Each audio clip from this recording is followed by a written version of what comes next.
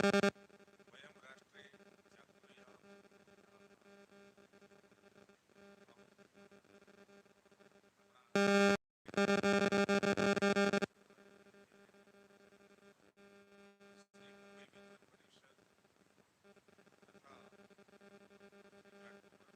સમાજ મંડળી દ્વારા આયોજિત ધર્મકાંડ કાર્યશાળા વર્ષ 2024માં આપ સૌ વિદ્વાનોનું હાર્દિક સ્વાગત. આપણે પરંપરા પ્રમાણે કાર્યક્રમની શરૂઆત વૈદિક પ્રાર્થનાથી કરીએ અને વૈદિક પ્રાર્થના માટે વિનંતી કરું. માનનીય શ્રી મુખ્ય આચાર્ય શ્રી આવી અને વૈદિક પ્રાર્થના કરાવી અને દીપ પ્રગટ કરાવે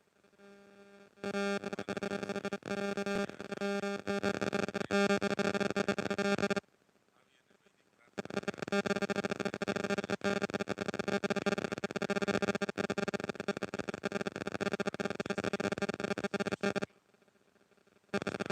પૂજ્ય શ્રી ભક્તિસિદ્ધ શુક્લ પરશુરામભાઈ, પરમ પૂજ્ય શ્રી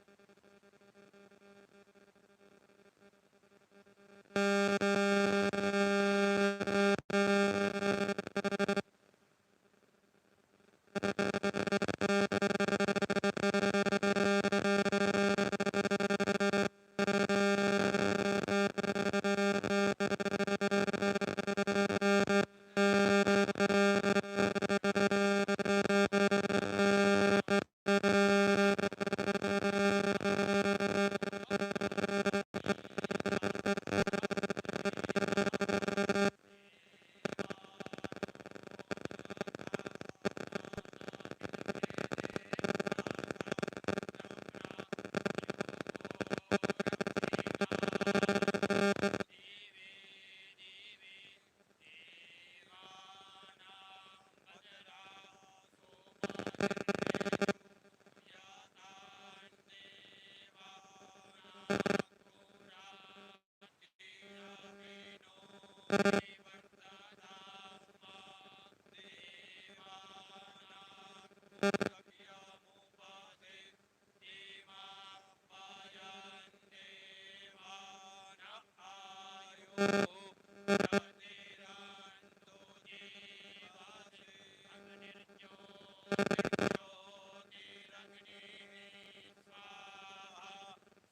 પ્રાર્થના વૈદિક પાઠ માટે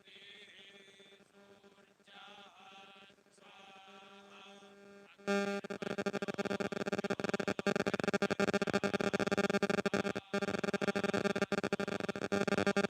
ચૈતન્યભાઈ આચાર્ય કરે.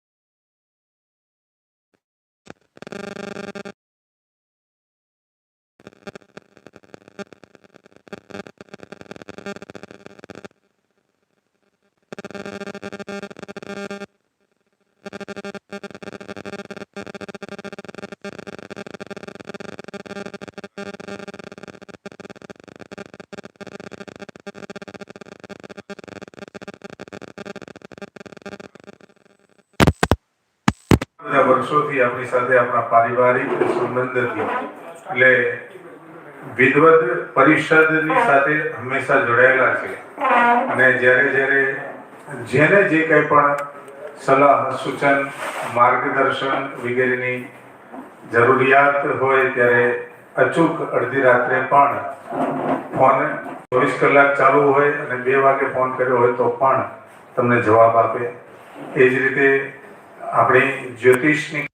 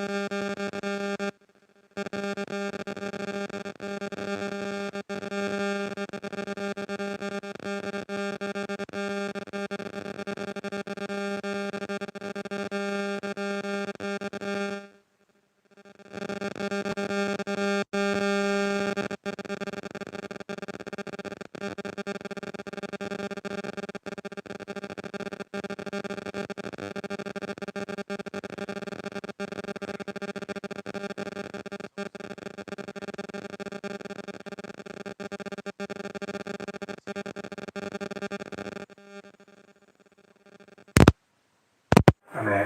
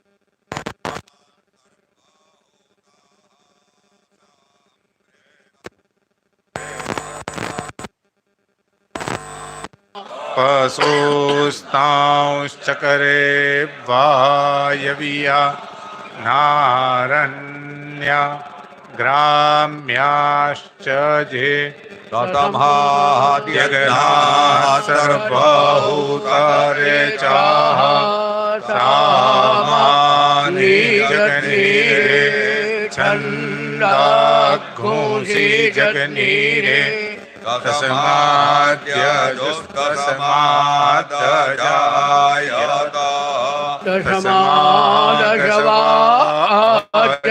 તસ્માદજવાજાયંત જે કે ચોભયાદતા વો हा जगनीरे तस्मात्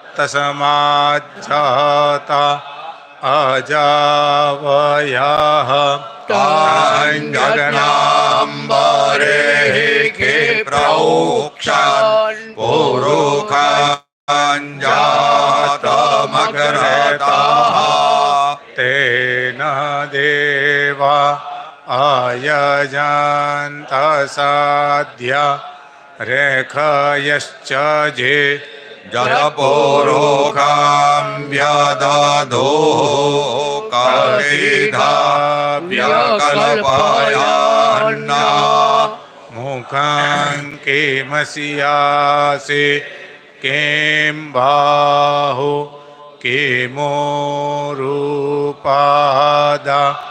उच्येते ब्राह्मणोऽस्य मुखमासीद्बाहुराजान्याग्रेता ऊरुतदस्य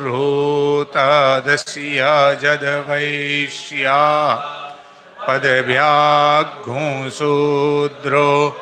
अजायत चन्द्रमा मनसो जातश्चक्षोः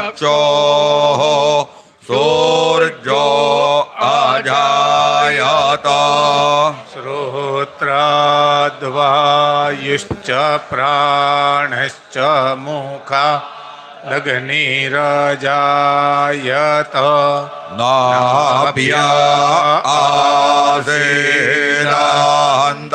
आसेनान्तरिक्षज्ञो शेषणोऽद्यो समावर्तत पदभ्यां भूमिर्दिशः श्रोत्रात् लोकान् अकल्पय जतपोरोखेणाविखा देवा जगन्नामातन्नभता वसन्तोष्यासि दात् बनती है लागसे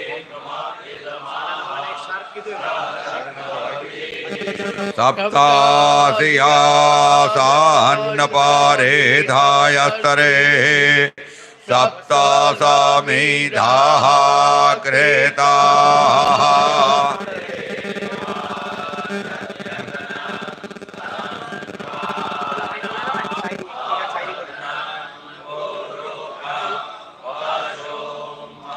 जज्ञेना जग्नामया जान्तदेवा स्थानि धर्माणि प्रथमान्यासान्ना तेहनाकं महिमा नः सचन्त जतरा पूर्वे साध्याः शान्ति दे ધન્યવાદ. ફરીથી એક વખત પાછી વિશેષ સૂચનાની અંદર તો બધાને ખ્યાલ છે, પણ તે છતાં યાદ કરાવવા માટે કે આપણે પાછા પોતપોતાના મોબાઈલ સાયલેન્ટ રાખીશું. આપણે કર્મકાંડ કાર્યશાળા આજે લગભગ 14મું વર્ષ છે, જેની અંદર વાસ્તુના વિષયમાં, કર્મકાંડના પ્રારંભિક વિષયોમાં એક શિબિરની અંદર આપણે કુંડ મંડપ રચના વગેરે એના વિષયની અંદર જાણકારી લીધી. ઘણા બધા વર્ષો સુધી આપણે શ્રાદ્ધના વિષયનું બધું ચિંતન કર્યું અને એ બધું જ ચિંતન કરતા કરતા આજે આપણે પંચાયતન યાદ જ્યાં સુધી પહોંચ્યા છીએ. ગઈકાલના સવારના સત્રથી લઈ અને સાયંકાલના સત્ર સુધીમાં પ્રાતઃકાલના સત્રમાં આપણે પૂજ્ય શ્રી બાલકૃષ્ણભાઈને માણ્યા. ત્યારબાદ ઘણી બધી સુંદર વાતો અને વિદવત ભોગ્ય બધી વાતો એ આપણે પરમતભાઈ પાસેથી, પંડિતજી પાસેથી જાણી, જેની અંદર યંત્ર, મંત્ર, યજ્ઞ, તો યજ્ઞ એનું ઉત્પત્તિ ક્યાંથી, યજ્ઞ કેવી રીતે, બ્રહ્માજીની રચના એટલે બ્રહ્માજીએ જ્યારે સૃષ્ટિ ઉત્પન્ન કરવાની શરૂઆત કરી અને ત્યાંથી આયતનમ એટલે આયતનમની અંદર દેવતાઓ એનો વાસ એ આપણા જ શરીરની અંદર, અને આપણું શરીર એ જ આયતન દેવતાઓનું, અને 33 કરોડ આપણી નાડીઓ એ જ 33 કરોડ આપણા શરીરમાં વસતા દેવતાઓ. અને એ બધી વાતો આપણે પરમતભાઈ પાસેથી જાણી અને માણી. ત્યારબાદ પંચભૂત મહાભૂત એની પણ વિશિષ્ટ બધી વાતો આપણે આપની સમક્ષ રહી અને એ બધું આપના મુખેથી સાંભળી અને ખૂબ જ સુંદર વાતોને આપણે માણી. ત્યારબાદ બપોર પછીના સત્રની અંદર છેલ્લું જે સત્ર, જેમાં આપણે પૂજ્ય ભાઈને માણ્યા, એ ગઈકાલની સાંજ આપણે હજી સુધી ભૂલી નથી શકતા. બધાએ આમ એ છોકરા ત્યાંથી જે શરૂઆત કરી હતી દાદાએ, અને પછી ભાવની અંદર જે રીતે અમે ખરેખર દાદાને ગઈકાલે જોયા ને એટલે મને અમારા કૌંડિન્ય ગુરુજી યાદ આવ્યા કે કૌંડિન્ય ગુરુજી જ્યારે ભણાવતા ત્યારે એ અભિજ્ઞાન શાકુંતલ ભણાવતા હોય તો એની અંદર શાકુંતલમની અંદર શકુંતલા આવી હોય તો એ કેવી રીતે ચાલતી હોય, તો એનું માર્ગદર્શન ગુરુજી પોતે જાતે આમ ચાલી એની એક્શન કરીને ભણાવતા.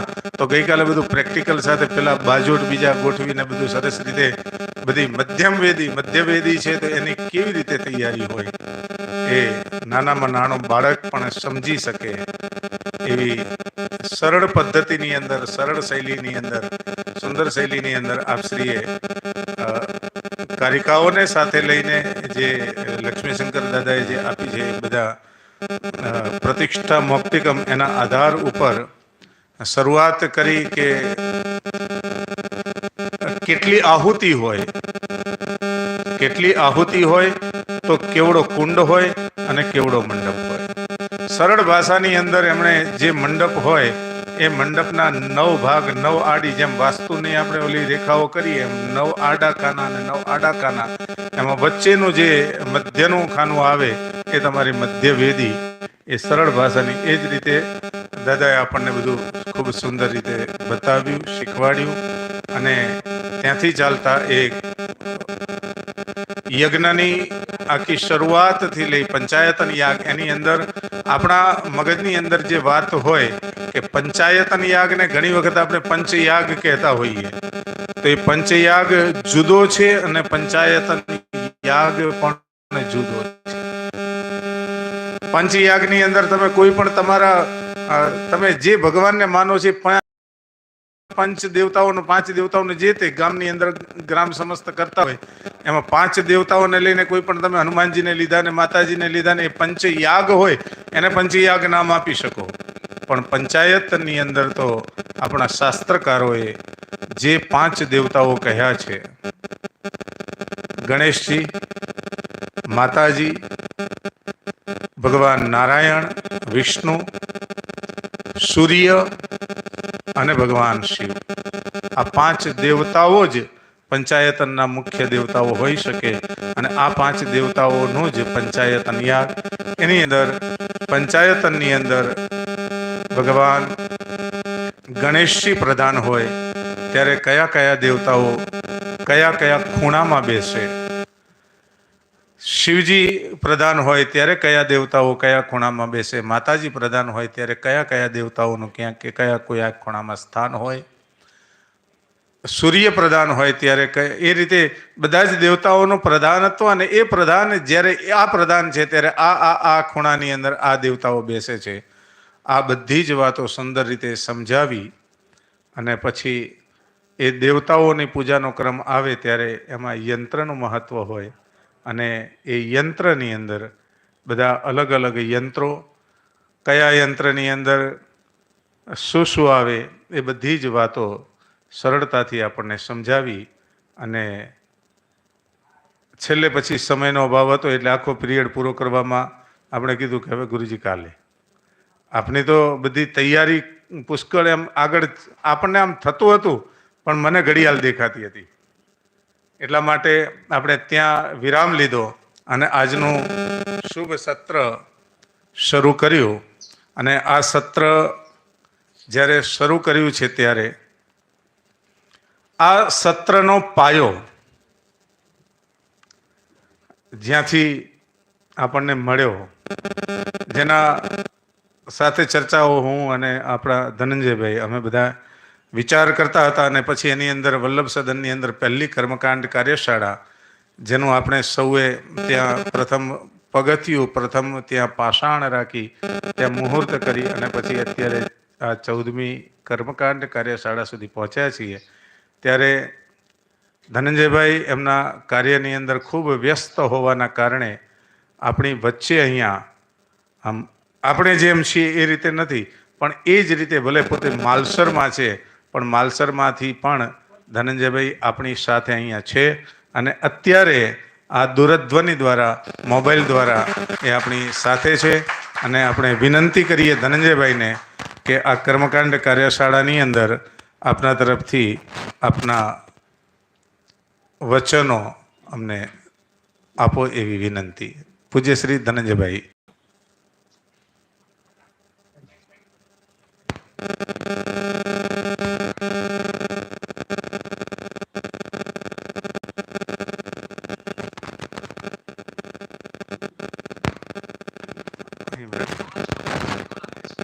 ઓલામાં મૂક્યો, આમ જ મૂક્યું ને ડાયરેક્ટ.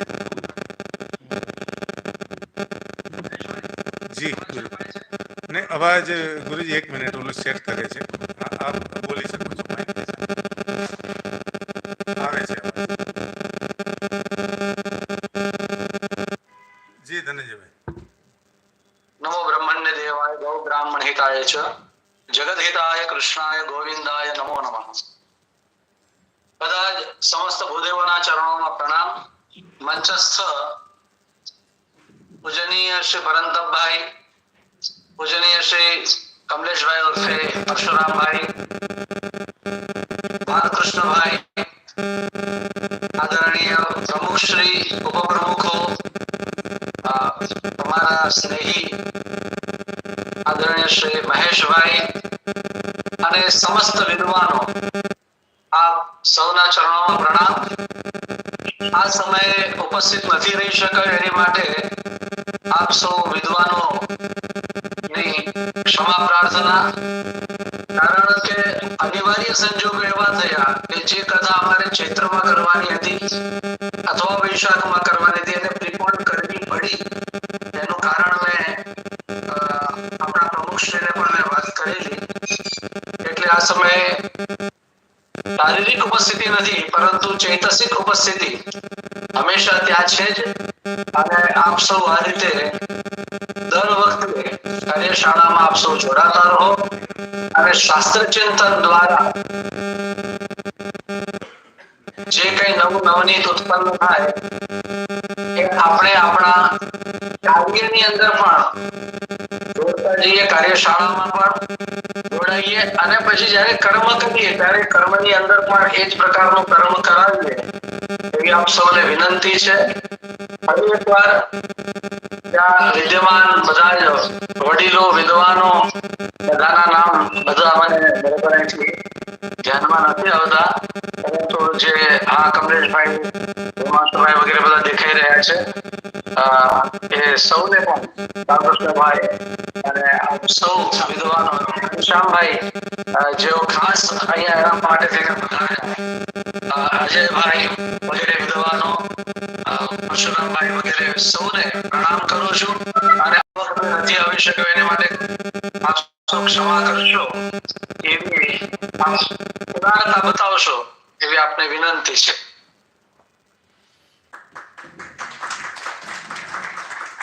આપ સૌને પ્રણામ. ખૂબ ખૂબ ધન્યવાદ ધનંજયભાઈ. ભલે અત્યારે અહીંયા આગળ પોતે શારીરિક રીતે અહીંયા આગળ નથી, પણ માનસિક રીતે તો જ્યારથી કર્મકાંડ કાર્યશાળાની શરૂઆત, કર્મકાંડ કાર્યશાળાની તારીખ નક્કી થઈ ગઈ, એના પહેલાં તારીખ નક્કી કરવાની હતી, ત્યારથી આપણા સાથે જોડાઈને જ બધી જ એમની તૈયારીઓ, આ બધી જે તૈયારીઓ છે એ બધી તૈયારી તો એમને જ કરેલી છે. આપણે તો ખાલી એને આગળ વધારીએ છીએ અને આપણી સાથે જ હંમેશા છે. રોજ રાત્રે 1 વાગ્યા સુધી ફોન ઉપર પણ વાત ચાલતી હોય. ગઈકાલે પણ રાત્રે બધી વાત હતી ને એમણે એમ કહ્યું હતું, અમે તો એમ કહ્યું કે આપને એક વિડીયો મોકલાવો, એટલે એમણે એમ કહ્યું કે હું પ્રત્યક્ષ જ હાજર રહીશ અને વિડીયો કોલિંગના માધ્યમથી એમનું ઉદ્બોધન એ આપશે. આ બધી વાતોને આપણે જાણી તો હવે ગઈકાલે જ્યાં સુધી આપણે પહોંચ્યા હતા બધા યંત્રો સુધી, એ યંત્રની વાતોને આગળ લઈ જવા માટે વિનંતી કરું પરમ પૂજ્ય શ્રી કમલેશભાઈ શુક્લ ઉર્ફે પરશુરામભાઈ અમને આ જ વિષયની અંદર આપના જે મંતવ્યો હતા એને નાની નાની વાતો કે જેની અંદર કદાચ પ્રશ્ન આપણે તો હજી જાણતા હોઈએ એટલે આપણને પ્રશ્ન ઉદ્ભવ ન થાય, એમને તો પ્રશ્ન પહેલેથી થયેલો જ હોય, પણ આપણને એ જણાવવા માટે પ્રશ્ન પણ કરે અને એનો જવાબ પણ આપે. આ સરળ શૈલીમાં અમને આગળ ઉદ્બોધન આપો એવી ખાસ પ્રાર્થના આપના ચરણોમાં પૂજ્ય શ્રી પરશુરામભાઈ.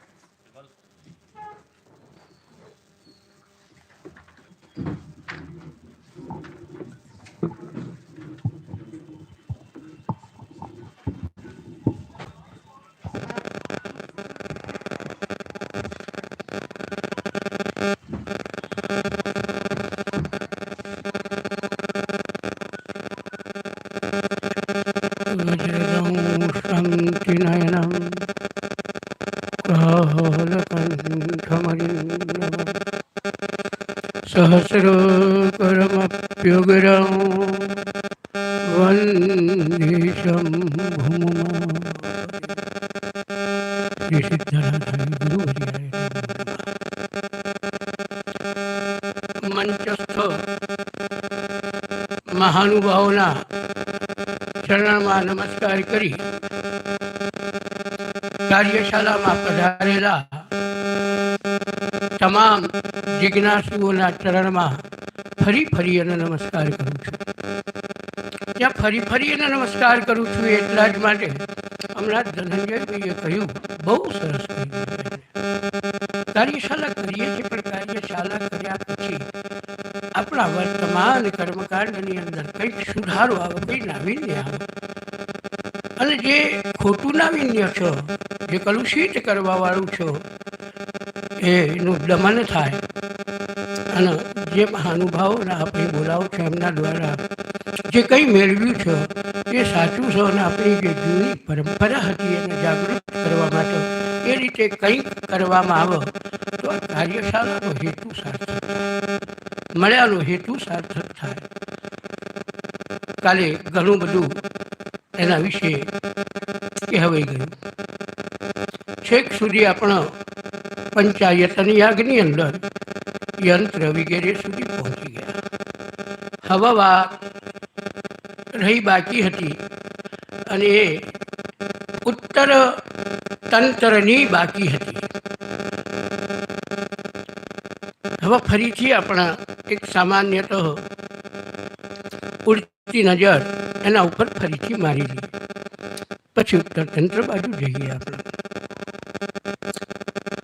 ભિન્નત્વ હોવા છતાં પણ જેને એક જ યાગ કયો છે તેઓ પંચાયતન યાગ, એનું મંડપાદ બહી, મંડપના બહાર પંચાંગ કર્મ કરી લેવાની વાત લખાયેલી છે. ભિન્નત્વ હોવા છતાં પણ યાગ એક છે ને મંડપ એક છે, અને એટલા જ માટે મંડપ પ્રવેશાંગ જે કર્મ છે એ કર્મ બહાર કરવાનું લખ્યું છે, બહાર કરી દઉં. મંડપ પ્રવેશાંત કર્મ પછી અંદર જઈ અને જે રીતે યાગોનું કરીએ છીએ આપણે દિગ્રક્ષરમ પંચમ મંડપાંગ ગણેશ ગવ્ય, એ બધું કોમન છે ત્યાં આગળ. ચંડી વગેરેની અંદર કરતા જ હશો. અને એ પછી કેવી રીતે કરવું એમાં એક વાત, ભાઈ ઘનશ્યામભાઈ બેઠા છું, અમારે પણ કંઈક વાત હોય અને એમાં મત જ્યારે બે ઊભા થતા હોય ત્યારે પછી પરસ્પર કોઈ વિદ્વાન, કોઈ ઊંચા, કોઈ પરીક્ષા કરવાવાળા નીચા, એવા કોઈ ભાવ વગર સીધો જ વિચાર વિમર્શ થાય. પ્રાયઃ કર્મકાંડની અંદર આ વિચાર વિમર્શ શબ્દનો ખોટો કરી અને ખોટી રીતે પ્રસ્તુત કરવામાં આવો. શાસ્ત્રાર્થ કરીએ છીએ. અરે તને 6 શાસ્ત્રનું ભાન નથી. શાનું શાસ્ત્રાર્થ? તને 6 શાસ્ત્ર ભાઈ સાથે શાસ્ત્રાર્થ. અરે તારા મોઢામાં આ શબ્દો નથી શોભતા, શાનો શાસ્ત્રાર્થ? 6 શાસ્ત્ર કયા એનું ખબર નથી અને તું શાસ્ત્રનો અર્થ કરવા નીકળ્યો? શબ્દો સુધારો. આ શબ્દો વૈમનસ્ય વધારવા વાળા શબ્દો છે. ત્યાં આગળ વિચાર વિમર્શ એવો શબ્દ મૂકો. તો ઘનશ્યામભાઈ સાથે વિચાર વિમર્શ ચાલતો હતો, પરમતપભાઈજી સાથે વિચાર વિમર્શ ચાલતો હતો. ત્યાં શાસ્ત્રાર્થ શબ્દ ખોટો પડે છે. ષડશાસ્ત્ર કયા એ ગણાવવાનું કદાચ કહ્યું હોય તો એ જે બોલવાવાળું છે ને એ 6ની ખબર ન હોય અને પાછું એનો અર્થ કરવા સુધીની વાત સુધી એ બોલતો હોય. એટલે એ શબ્દોને સુધારવા જરા. તો જે અમે પણ આવો વિચાર વિમર્શ કરતા હોઈએ છીએ.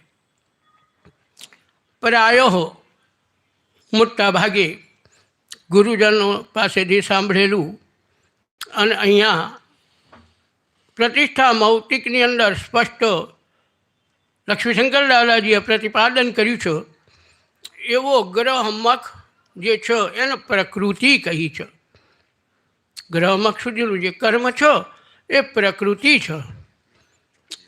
અને એ જે પ્રકૃતિ છે એમાં અગ્નિ અને ગ્રહના વચમાં અન્ય કોઈ સ્થાપન નહીં કરવું એવી વાત છે.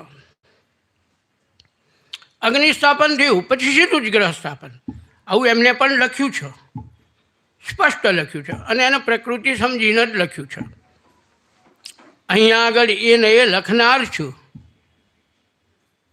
અને એ લખનાર છું એમાં એમને એવું લખ્યું છે કે ગ્રહ અગ્નિ પછી પ્રધાન અને પછી ગ્રહની વાત લખી છે.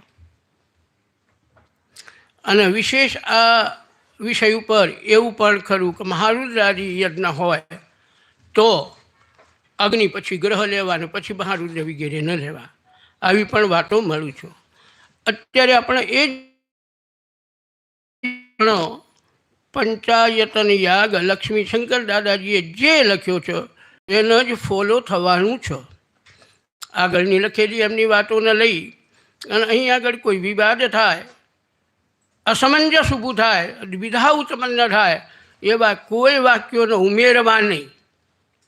એમાં તો ભ્રમિત થઈ જવાય અને એવું ભ્રમિત ન થવાય એટલા માટે જે અહીંયા પંચાયતની આગળ લખ્યો છે એ જ આપણે વિચારવાનો રહે.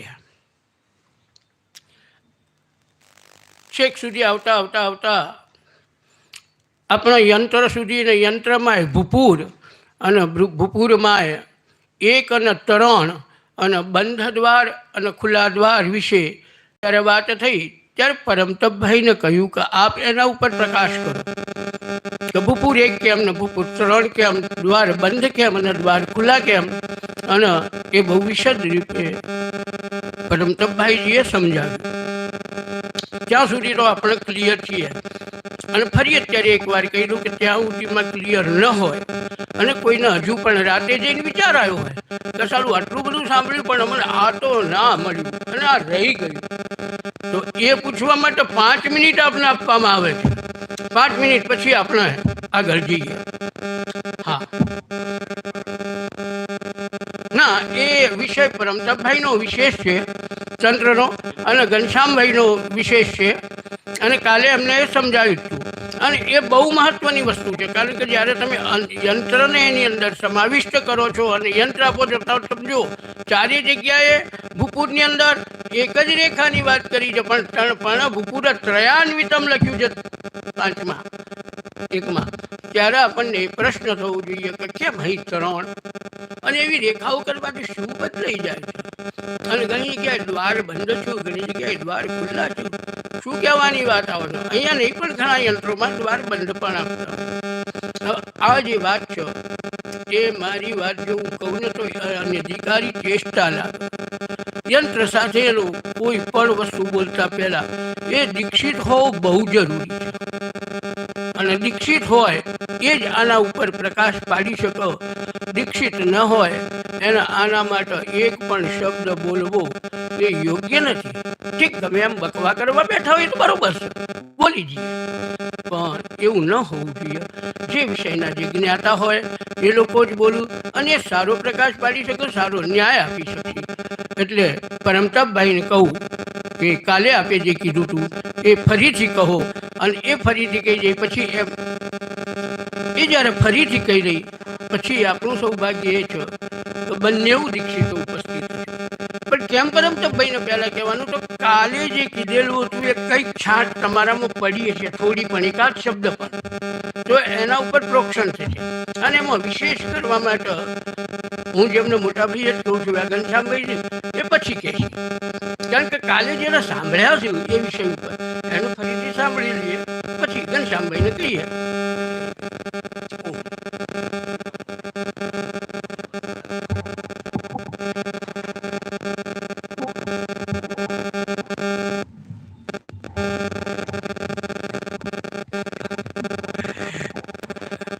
નમો નમઃ.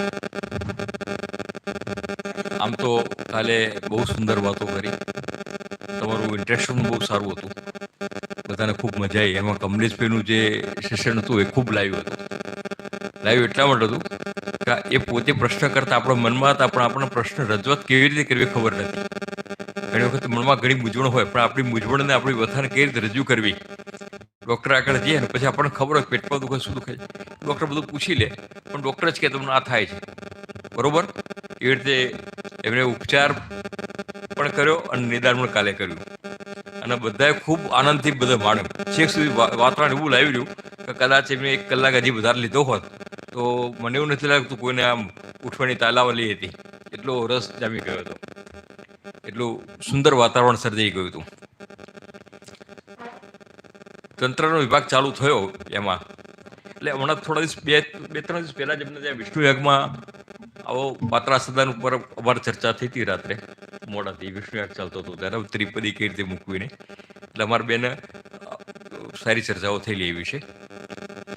જે યંત્રની વાત કરતા હોઈએ ત્યારે ઈચ્છનીય એ જ જો યજ્ઞની અંદર દીક્ષિત યજમાન ના હોય તો બને ત્યાં સુધી યંત્રનો ઉપયોગ ન કરવો, ત્યાં વિગ્રહ લઈ લેવો. પહેલી વાત, દ્વારબંધ એટલા જ માટે રાખવામાં આવે છે કે જે દીક્ષાક્રમ નથી એને યંત્રના અંદર સુધી, બિંદુને નાળ સુધી પ્રવેશ નથી. દીક્ષાક્રમ વાળો હોય એને ખુલ્લા દ્વારવાળા યંત્રો એ લોકો વાપરતા હોય છે, કારણ કે એને દીક્ષાક્રમ ખબર છે, કઈ રીતે અંદર પ્રવેશ કરવાનું ખબર છે, અને સૃષ્ટિ સંહાર ક્રમ પણ ખબર છે, અને નાદના બિંદુ સુધી જઈ અને આરાધ્ય સાથે સાધક સાધ્ય અને સાધનનો એકાકાર જે થાય એ પદ્ધતિ ખબર નથી, એ વચ્ચે અટવાઈ જશે.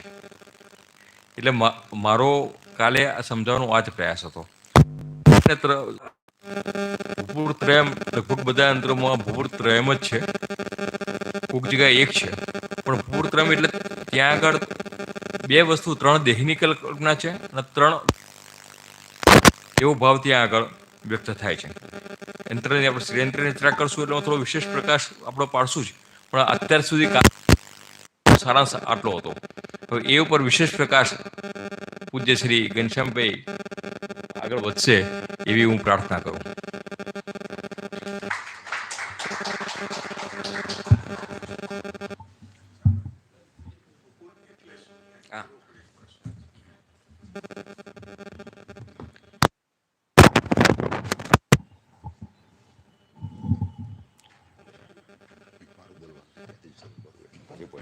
રાખીશું. એક મિનિટ ચાલો, એક મિનિટ આપો. એટલું નાનું mic આપો.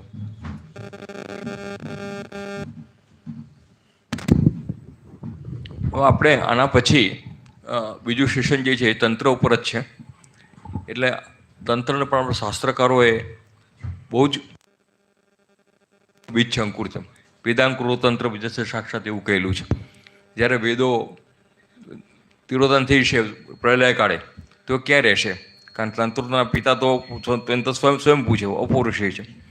તો એ કયા ગર્ભમાં રહેશે? તો એ તંત્રના ગર્ભમાં રહેવાના છે. અને એટલા જ માટે ભાગવતમાં આપણે કહ્યું વૈદિક સ્થાન ત્રિવિધો મખ ઉચ્યતે.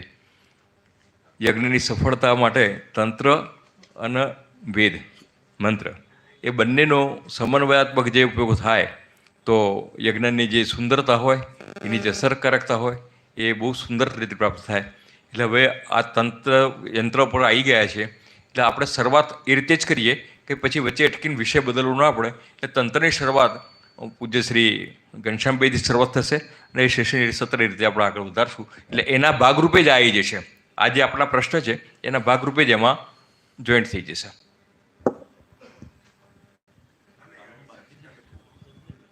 એ છે એ જ એટલે પૂરું થઈ જવાનું છે. કાલનો દિવસ છે આપણી પાસે. એટલે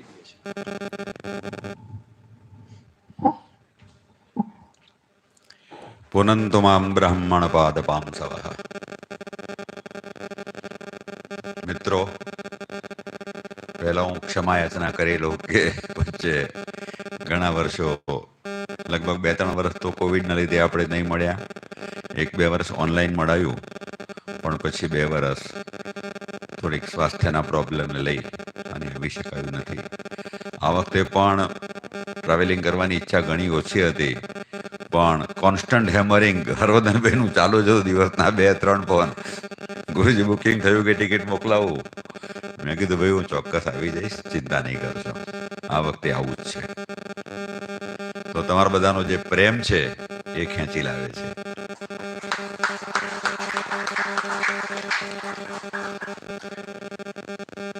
બીજું 3 દિવસ આવવું હતું, પણ બારડોલીમાં પણ બ્રહ્મસત્ર 17મા વર્ષમાં હતું આ વખતે, અને ત્યાં 19-20-21 હતું.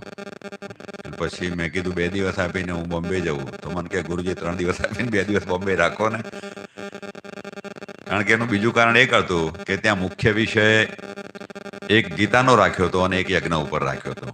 એટલે સવારે 9 થી 12નું સત્ર ગીતાનું હતું અને બપોરે 3 થી 6નું સત્ર યજ્ઞનું હતું. અને એ લોકો ત્રીજા દિવસે એક જ સવારનું સત્ર હોય છે, બપોરે ભોજન પછી વિરામ લેતા હોય છે. એટલે ગીતાનું સત્ર હતું એટલે એમનો આગ્રહ થયો. તો મેં કીધું ચલો મુંબઈમાં 2 દિવસ ફાળવશું. અને અહીંયા 2 સારા વિદ્વાનો ઉપસ્થિત હતા જ, એટલે મેં કીધું મારી કંઈ ખોટ રહેવાની નથી, આપણે બીજા દિવસે તો જવાના જ છીએ. તો અહીંનો આપણો જે વિષય છે એ તંત્રશાસ્ત્ર. હરવર્ધનભાઈએ પહેલાં મને કહ્યું કે આપણે 10 મહાવિદ્યા રાખીએ, પણ જેમ પરમતપભાઈએ વાત કરી એમ મેં પણ એમને કહ્યું કે હરવર્ધનભાઈ 10 મહાવિદ્યા એ દીક્ષાનો વિષય છે, તંત્રોનો વિષય છે, અને એની સામાન્ય ચર્ચા ન કરાય.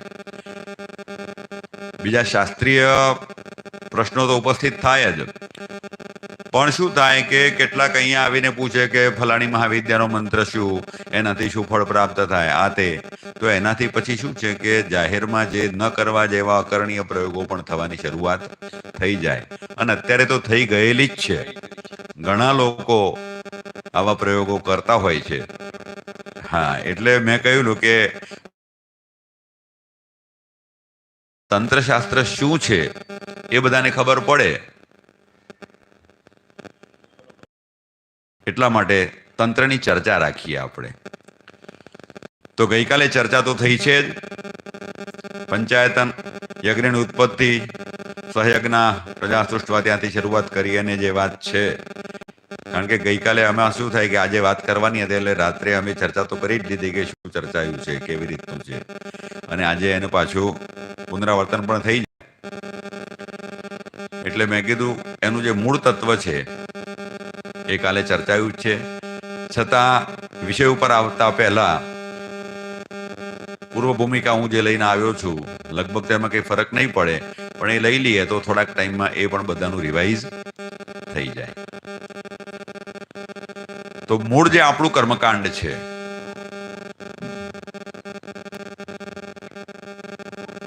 ભગવાન શ્રી કૃષ્ણને પ્રશ્ન પૂછ્યો ઉદ્ધવે, ત્યારે ભગવાને કીધું કે ત્રિવિધો મે મખઃ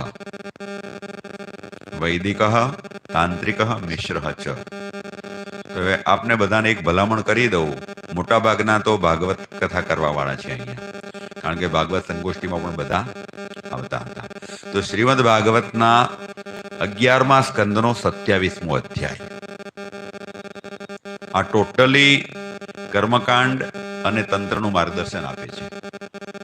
એટલે બીજી ટીકાઓ ન વાંચો તો એટલીસ્ટ શ્લોક અને એનું ગીતા પ્રેસ વાળાએ જે ટ્રાન્સલેશન હિન્દીમાં કર્યું છે એટલું વાંચી લેશો ને તો પણ તમને ઘણી માહિતી મળશે. પછી બીજી ટીકાઓ વાંચશો તો એમાં તમે ઊંડા ઉતરી શકશો, પણ યજ્ઞનું માળખું મૂળભૂત શું છે એ ત્યાંથી જાણકારી મળશે. તો સર્વપ્રથમ વાત આવે છે વૈદિક યજ્ઞોની. આપણે એક વસ્તુ તો સારી રીતે જાણીએ છીએ કે વેદો એ અપૌરુષેય છે. વેદોની કોઈએ રચના કરેલી નથી. ઉપનિષદ પણ એમ કહે છે યસ્ય મહતો નિશ્વસિતમ વેદાહા. અને રંગવદૂત મહારાજે દત્તબાવની પણ લખ્યું છે વેદ શ્વાસ તારા નિર્ધાર. એટલે પરમાત્માના શ્વાસોચ્છ્વાસ છે, એ કોઈએ લખ્યા નથી. મંત્ર દૃષ્ટારઃ ઋષયઃ, ઋષિઓને પોતાની ઉપાસના દરમિયાન મંત્રના દર્શન થયા છે, એમને મંત્ર પ્રાપ્ત થયો, અને ત્યાર પછી મંતારઃ વેદાર્થ તત્વાવગંતારઃ મુનયઃ. એટલે ઋષિથી એક સ્ટેપ એ મંત્રના શબ્દો મળ્યા, પણ એનું ચિંતન કરી અને એનો તત્વાર્થ જેને જાણ્યો એ મુનિ કહેવાયા છે. એટલે આપણે ઋષિમુનિઓ કરીએ છીએ, પણ ઋષિમાં અને મુનિમાં આટલો ફેર છે. તપશ્ચર્યા દ્વારા ઋષિઓને મંત્રના દર્શન થયા, પણ એનું મનોમંથન જ્યારે કરી અને એની પાછળનું તત્વજ્ઞાન પ્રગટ કર્યું એ મુનિ કહેવાયા. અને એવા મુનિઓમાં પણ મુનિનામ ગુરુ એવા તો શુકદેવજી કહેવાયા. કારણ કે ભાગવતજીના મંગલાચરણમાં જ બતાવ્યું છે, પ્રથમ સ્કંદમાં જે છે એમાં. તો એવા આ વેદો એ આપણું મૂળ શાસ્ત્ર છે. આપણું કર્મકાંડ એને આપણે ધર્મશાસ્ત્ર તરીકે ઓળખીએ છીએ. અને વેદો માટે શબ્દ વપરાય છે, મીમાંસાકાર એમ કે છે વેદો ખિલો ધર્મ મૂલમ. ધર્મ કોને કહેવાય? તો આચાર્ય જૈમિની મીમાંસા ન્યાય પ્રકાશમાં પહેલું જ વાક્ય લખે છે તત્ર વેદેન પ્રયોજનમ ઉદ્દિશ્ય વિધીયમાનો અર્થો ધર્મ. જેને વેદો પ્રતિપાદન કરતા હોય, જેને વેદો અનુમોદન આપતા હોય એવું જ કર્મ ધર્મ કહેવાય, એ સિવાયનું કર્મ ધર્મ ન કહેવાય. બાકી પ્રત્યેક દર્શનોએ ધર્મની વ્યાખ્યાઓ કરી છે, પણ ધર્મ આપણું જ્યાં સુધી સોફાર એઝ અવર કર્મકાંડ ઇઝ કન્સર્ન, ત્યાં એ કર્મનું પ્રયોજન વેદ દ્વારા અનુમોદિત હોવું જોઈએ, વેદાનુમોદિતમ. તો એવા સર્વપ્રથમ યાગો એ શ્રૌત યાગો છે. શ્રૌત યાગોમાં કેટલીક મર્યાદાઓને લઈ અને વ્યાસે કળિયુગમાં એના ઉપર નિષેધ મૂકી દીધો. એટલે કલિકાલમાં છાયા સ્વરૂપે આપણે થતા જોઈએ છીએ, અને કેટલીક જગ્યાએ પ્રત્યક્ષ રૂપે પણ કરે છે. પણ આપણો એ વિષય નથી, એટલે આપણે એમાં ઊંડા ઉતરીશું નહીં. વેદ પછી વૈદિકો તાંત્રિક મિશ્ર એટલે બીજો યજ્ઞ આવે છે તંત્રનો. અને તંત્રશાસ્ત્ર પણ આપણા ધર્મશાસ્ત્રની અંતર્ગત જ છે. તો વેદો અપૌરુષેય હોય તો તંત્ર પણ અપૌરુષેય જ હોય, એ વસ્તુ પહેલા સમજી લેવાની.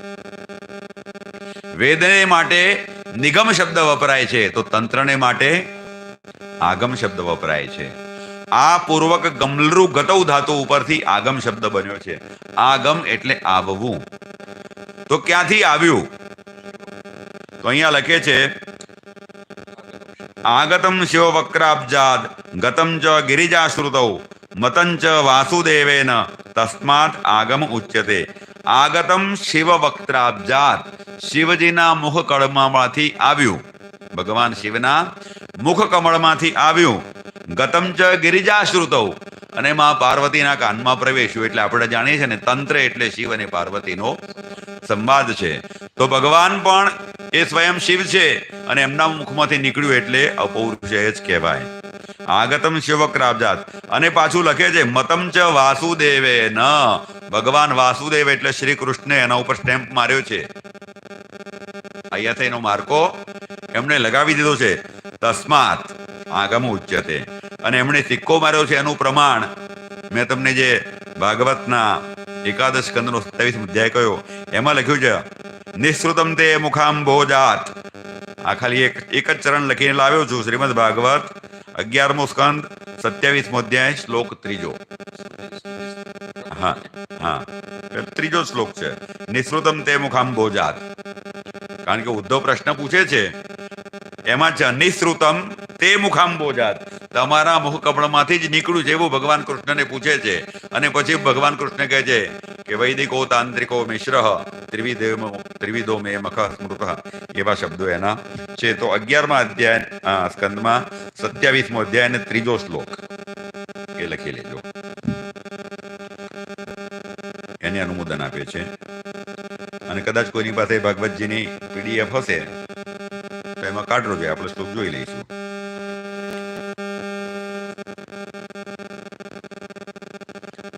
શારદા તિલક શું લખે છે જોઈએ.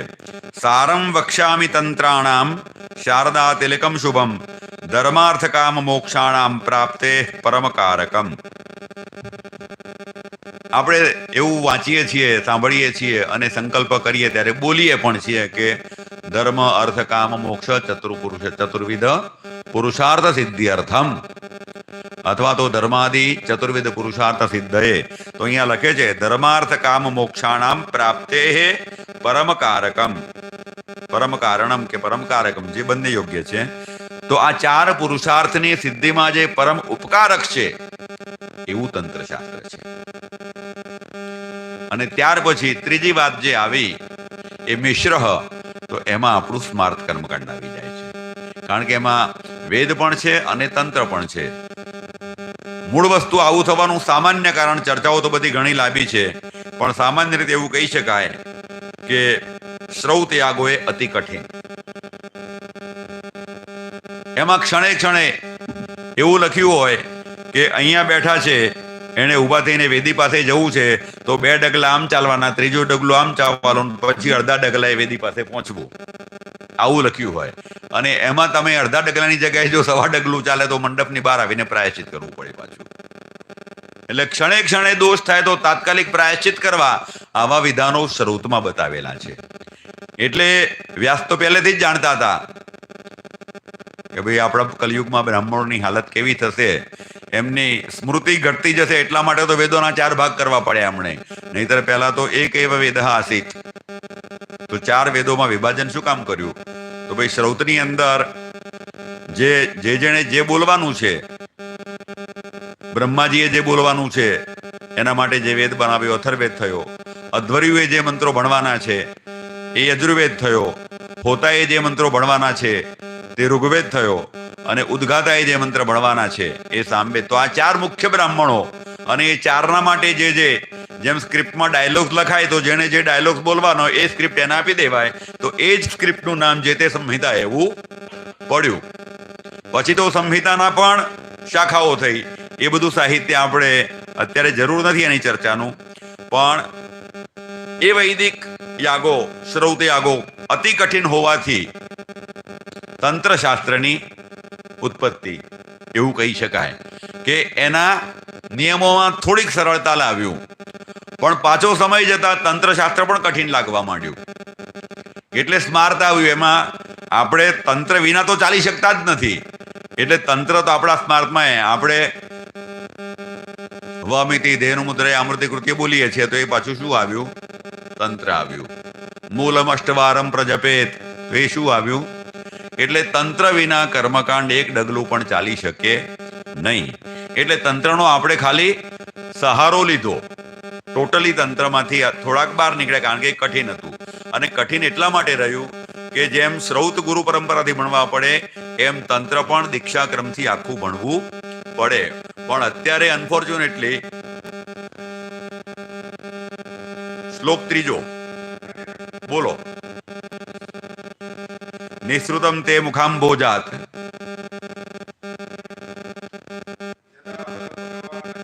હા,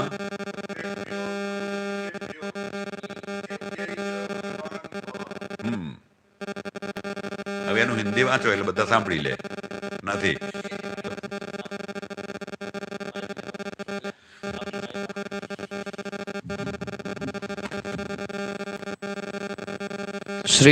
भगवान श्री कृष्ण ने कहा, उद्धव जी, कर्मकांड का इतना विस्तार है कि इसकी कोई सीमा नहीं है, इसलिए मैं उसे थोड़े ही पूर्वापर क्रम से विधि पूर्वक वर्णन करता हूँ. मेरी पूजा की 3 विधियाँ हैं, वैदिक, तांत्रिक और मिश्रित. इन तीनों में से मेरे भक्तों को जो भी अपने अनुकूल जान पड़े उसी विधि से मेरी आराधना करनी चाहिए. બસ. એટલે ત્યાં આગળ ભગવાન વાસુદેવે ત્યાં સિક્કો મારી દીધો છે. ભગવાન શિવના મુખમાંથી તંત્ર નીકળ્યું અને પાર્વતીજીને પ્રાપ્ત થયું અને એને અનુમોદન ભગવાન વાસુદેવ શ્રી કૃષ્ણ પણ કહે છે કે મારી વૈદિક રીતે એટલે શ્રોતથી પૂજા કરો, તંત્રથી પૂજા કરો કે મિશ્ર એટલે સ્માર્થથી પૂજા કરો, બધાથી તમે મને પામી શકશો. કારણ કે ધર્માર્થ કામ મોક્ષ આ ચારેયની પ્રાપ્તિ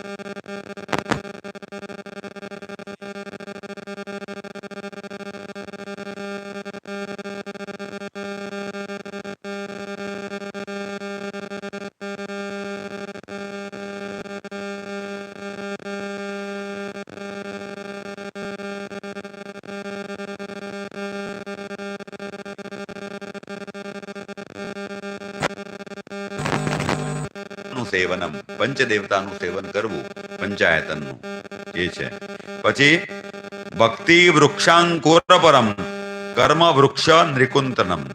આપણા કર્મના જે વૃક્ષ છે, કર્મના બંધનો, ઉર્ધ્વમૂલ મદશાખ જે કહી છે વાત, યસ્તમ વેદ સ વેદવિદ, તો એવા કર્મરૂપી વૃક્ષનું છેદન કરનાર, ભક્તિ રૂપી વૃક્ષને ઉગાડનારું આ પંચાયતન દેવતું અર્ચન છે. એ પણ દેવી ભાગવતમાં જ લખ્યું છે. અને સાલોક્ય સાષ્ટિ સારૂપ્ય સામીપ્યાદિ પ્રદમ શુભમ, ચતુર્વિધ મુક્તિની જે વાત આપણું ભાગવત કરે છે શ્રીમદ, એ જ સાલોક્ય સાષ્ટિ સારૂપ્ય અને સામીપ્ય આ 4 મુક્તિ પણ અપાવવા વાળા આ પંચાયતન યાગ છે, એવું દેવી ભાગવતનું વિધાન છે. તો આ તંત્ર શાસ્ત્રની આપણે વાત કરી. મતમ ચ વાસુદેવેન તસ્માત આગમ ઉચ્યતે, એટલા માટે એને આપણે આગમ કહીએ છીએ. તો એક વસ્તુ થઈ ગઈ, બંનેનું અપૌરુષેયત્વ સિદ્ધ થયું. હવે વેદ અપૌરુષેય છે અને વેદમાં ઉપાસના કોની છે, વર્ણન કોનું છે? પરબ્રહ્મનું. કારણ કે એને સમજવા માટે જ વ્યાસજીએ બ્રહ્મસૂત્રો લખ્યા અને જે સંપ્રદાયો બનાયા આચાર્યોએ, એ આચાર્યોએ બ્રહ્મસૂત્રો પર પોતાના ભાષ્યો લખ્યા. તો એ ભાષ્યોમાં પણ પાછળ શું આવ્યું? અદ્વૈત, શુદ્ધાદ્વૈત, વિશિષ્ટાદ્વૈત, કેવલાદ્વૈત, કેવલ અદ્વૈત, વિશિષ્ટ અદ્વૈત, એ પ્રમાણે શુદ્ધ અદ્વૈત. તો અદ્વૈત એટલે એક જ વસ્તુ, જે કંઈ છે એ બ્રહ્મ છે. પછી બ્રહ્મનો વિવર્ત છે, અથવા તો કેવી રીતે છે બ્રહ્મમાંથી આ સૃષ્ટિ થાય છે, પણ બ્રહ્મ એ એક જ વસ્તુ છે. એનું પ્રતિપાદન વેદ કરે છે. તો વેદ અને તંત્ર બંનેમાં એક દેવવાદ છે. તંત્ર પણ એકની જ વાત કરે છે. આપણે 10 મહાવિદ્યા અને 5 દેવતાઓના અંતે કરીને એમ કહીએ કે તંત્રમાં આટલા બધા દેવતાઓ છે, એ વાત બિલકુલ નથી સાચી. શાસ્ત્ર તો એમ કહે છે કે તંત્રમાં પણ એક દેવવાદની જ વાત છે. વેદમાં નિર્ગુણ નિરાકાર બ્રહ્મનું વર્ણન છે. એ નિર્ગુણ નિરાકાર બ્રહ્મ છે એ જ્યારે પ્રકૃતિ સાથે જોડાય ત્યારે સગુણ નિરાકાર રહે છે. પછી કર્મ કરવા માટે એ ઈશ્વર બને છે એટલે સાકાર થયો, અને એમાંથી સૃષ્ટિઆદિ કર્મો કરવા માટે 3 સ્વરૂપો ધારણ કરે ત્યારે એ બ્રહ્મા, વિષ્ણુ અને મહેશના સ્વરૂપો. એટલે એ તો 4 પગથિયા નીચે ઉતરે જ્યારે નિર્ગુણ નિરાકાર બ્રહ્મ, ત્યારે બ્રહ્મા, વિષ્ણુ, મહેશનું સ્થાન આવે છે. તો એ વેદમાં જેને નિર્ગુણ નિરાકાર બ્રહ્મ કહેવામાં આવે એને જ તંત્ર શાસ્ત્રમાં ચિતિ શક્તિ કહેવામાં આવે છે. ચિતિ એટલે ચૈતન્ય.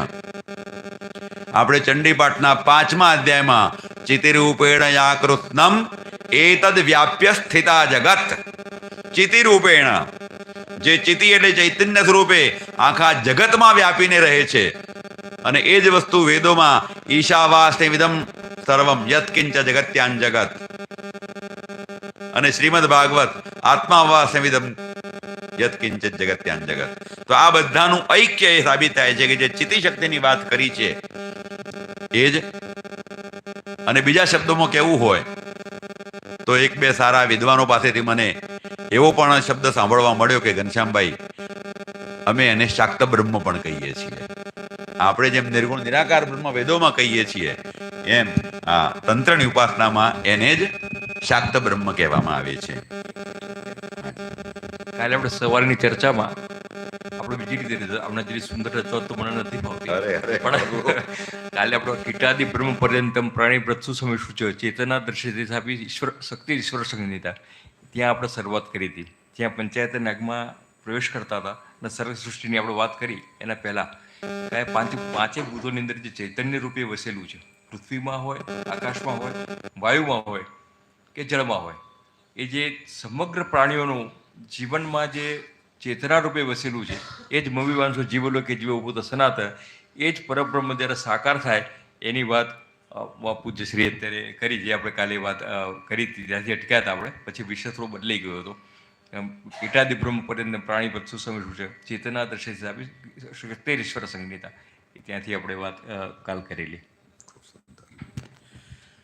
યાદેવી સર્વભૂતેષુ ચેતના ઇતિ અભિધીયતે, જેને આપણે ચેતના કહીએ છીએ એ જ આગળ આવ્યા. યાદેવી સર્વભૂતેષુ બુદ્ધિ રૂપેણ સંસ્થિતાથી ચાલુ થયું તે ભ્રાંતિ રૂપેણ સંસ્થિતા. પહેલા બુદ્ધિ મૂકીને છેલ્લી ભ્રાંતિ મૂકી, સમજી જાઓ. એમાં બધું આવી ગયું એની વચ્ચે. અને એ કોણ છે તો પછી છેલ્લે લખ્યું ચિત્તિ રૂપેણ આકૃતમ એતદ વ્યાપ્ય સ્થિતા જગત નમસ્તસ્ય નમસ્તસ્ય. એને 3 વખત નમસ્કાર કરી દીધા. તો હવે એ નક્કી થઈ ગયું કે વેદોમાં પરબ્રહ્મ છે તો તંત્રમાં શાક્ત બ્રહ્મ છે. બંને છે એક જ, ખાલી નામ અલગ અલગ થયા. તો હવે આપણે એમાં આગળ વધીએ તો चिति शक्ति द्वारा जड़ शक्ति को अधीन करने की चेष्टा ही मंत्र तंत्र विज्ञान है. चित शक्ति એટલે ચૈતન્ય અને જડ શક્તિ. તો આપણે દેવી અથર્વશીર્ષમાં વાંચીએ છીએ પ્રકૃતિ પુરુષાત્મકમ જગત. આ જગતની અંદર પ્રકૃતિ અને પુરુષથી જ મળેલી બધી વસ્તુ છે. કોઈ વસ્તુ એવી સ્વતંત્ર નથી કે જેમાં પ્રકૃતિ ન હોય. પ્રકૃતિનો ભાગ જળ છે અને પુરુષનો ભાગ છે એ ચેતન છે. એટલે પુરુષ દ્વારા જે જળ છે એને પણ ચૈતન્ય વાળું બનાવવાની ક્રિયા અહીંયા છે. તંત્રમાં કંઈ જાદુ છે એવું નથી કે જાદુથી થઈ જાય. આપણે ઘણા એવા દાખલાઓ વાંચીએ છીએ કે જે લોકો વેદ કે તંત્ર ભણ્યા નથી છતાં ફોરેન વાળા પણ આમ એક દ્રષ્ટિ થોડીક વાર રાખે અને કાચની બોટલ કે ગ્લાસ તૂટી જાય, જેને આપણે ત્રાટક આપણા શસ્ત્રોમાં કહીએ છીએ. અને આવું વિદેશ વાળાઓ પણ કરી બતાવ્યું છે. એટલે એ લોકો એમ કહે કે it is the power of concentration. તો કોન્સન્ટ્રેશન ક્યાંથી આવ્યું? ચેતિશક્તિની તમારી ધારણા છે ને તમે મજબૂત કરો તો તમારામાં એકાગ્રતા આવે.